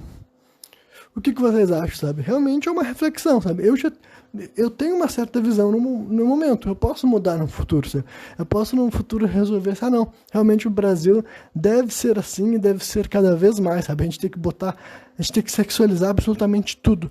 Toda música nossa tem que ter alguma coisa relacionada a sexo ou beijar na boca, todas as músicas, sabe? Todos os filmes, tudo. Todo conteúdo gerado e feito por um brasileiro tem que ter alguma coisa relacionada às pessoas se beijarem e ir pra cama. Não pode ter brecha pra absolutamente mais nada, sabe? Porque, em parte, já é muito assim, entendeu? Em parte, já é muito assim. A gente tem uma cultura assim até, sabe? Músicas de sucesso aqui no Brasil, 90% são românticas / sexuais e, de vez em quando, as duas coisas na mesma música também, sabe? É praticamente assim, o que é considerado realmente capaz de fazer vendas no Brasil é isso. As telenovelas sempre envolvia beijar e transar, sabe? E como eu falei, não é sobre não ter nenhuma obra sobre isso, mas a nossa identidade para muita gente é essa, tá ligado? A identidade do povo brasileiro para muitas pessoas, inclusive para o próprio brasileiro que vive aqui dentro, também é essa, que o povo brasileiro é um povo que só tá interessado em beijar na boca e ir pra cama, sabe? Então, essa é a reflexão, sabe? Do que eu acredito que é muito mais complicado para tu querer discutir sobre por que o Brasil tá do jeito que tá quando o assunto é pornografia, sabe? Antes, tipo, só apontar pra pornografia e falar como se fosse um mal, tipo, o mundo tava assim maravilhoso, não existia, sabe, problemas na esfera do sexual, sabe? Homens não transavam mal, mulheres eram satisfeitas sexualmente, não havia abuso sexual, não havia gente, sabe, enfim, perturbada eroticamente antes de surgir a pornografia surge e causa esses problemas. Não, as pessoas já tinham uma cultura perturbada, nós ainda temos, e uma cultura que pra mim, tipo, se tu tá jogando estímulos sexuais pras pessoas o tempo inteiro, sabe? Daí, só pra me expor um pouco mais, eu tô falando também um pouco da responsabilidade que as pessoas têm até nas suas contas particulares, tá ligado? Já não tem, assim, muita distinção do que são perfis adultos na minha cabeça, sabe? Porque a quantidade de canal que tenta fazer um subproduto erótico, sabe? Isso daí aparece de várias formas, tanto de simplesmente fotos sendo colocadas no Instagram, como até mesmo canais que, tipo assim, é um canal que não deveria ter nada sobre ser erótico e tem pessoas, sabe? Com certos tipos de roupa, ou com falta de roupa, se é que vocês me entendem, fazendo uma função, sabe? Seja...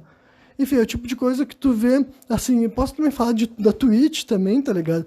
Da Twitch que permitiu pessoas fazer stream, sabe? Mais uma vez que eu digo pessoas, tô falando de mulheres, né? Porque poderia ser feito por homens também, mas não dá pra negar que no presente momento são muito mais mulheres que fazem stream, claramente com um caráter erótico, seja de dentro de banheiras, ou até aquelas mais absurdas ainda, que, tipo, a menina fica numa posição que tu consegue ver o corpo dela inteiro e o que era pra ser a bunda dela tá sendo tampado por uma tela, sabe? E essa tela daí é o jogo que ela tá jogando. Só que, sabe, são umas coisas assim que tu fica... Tá bom, tipo, mais uma vez, não é uma crítica individual, é que isso não tem nada a ver com o Brasil especificamente, isso tem a ver com o mundo já, né? Mas é só pra dar um exemplo do que eu falei, sabe? Se as pessoas são vetores de sexualização, é meio bizarro elas problematizarem exclusivamente a pornografia, porque, na minha opinião, tá tudo correlacionado. E eu também já falei aqui uma vez até mesmo sobre nudez não erótica. Então, mas aqui na internet não tem nada de não erótico, pelo menos não é assim que as pessoas fazem, e eu já tô cansado de fazer de conta que, tipo, não, para. Tem um monte de gente aí querendo chamar a atenção pro lado sexual da parada, sabe? Não vou nem falar de perfis especificamente para vender conteúdo, tô falando até mesmo para perfis que não é esse intuito, sabe? Então, vamos agir com um pouco mais de responsabilidade, sabe? Não tem problema a pessoa pegar e dizer, não, é isso aí mesmo, o meu jogo é esse, só que daí então, se o teu jogo é esse, é tipo... Então, tu faz parte dessa sociedade brasileira que glamoriza, sabe? Ou glorifica, ou recompensa até mesmo erotização. Sabe, eu não vou dizer erotização indiscriminada, mas é entender que tipo de impacto isso causa, sabe? Que tipo de impacto na nossa sociedade ser tão assim, com esses assuntos tem causado. E eu digo pra vocês que no presente momento, historicamente falando, eu acho que causa prejuízo, sim. Eu acho que a gente causa, sabe, problemas, inclusive para as nossas crianças, mas quem sabe em outro programa sem contexto eu compartilho melhor o porquê que deu acreditar tanto assim que essa erotização excessiva da nossa nação faz com que as crianças acabem sendo atingidas, né? Mas eu já tentei dar alguns exemplos aqui até de coisas bem sérias e pesadas que eu acredito que tem correlação, mas né, eu poderia falar mais sobre isso, mas nesse programa que eu já falei bastante, acredito que quem me vê até o final já vai ter bastante coisa para pensar. E é isso aí, até o próximo programa Sem Contexto.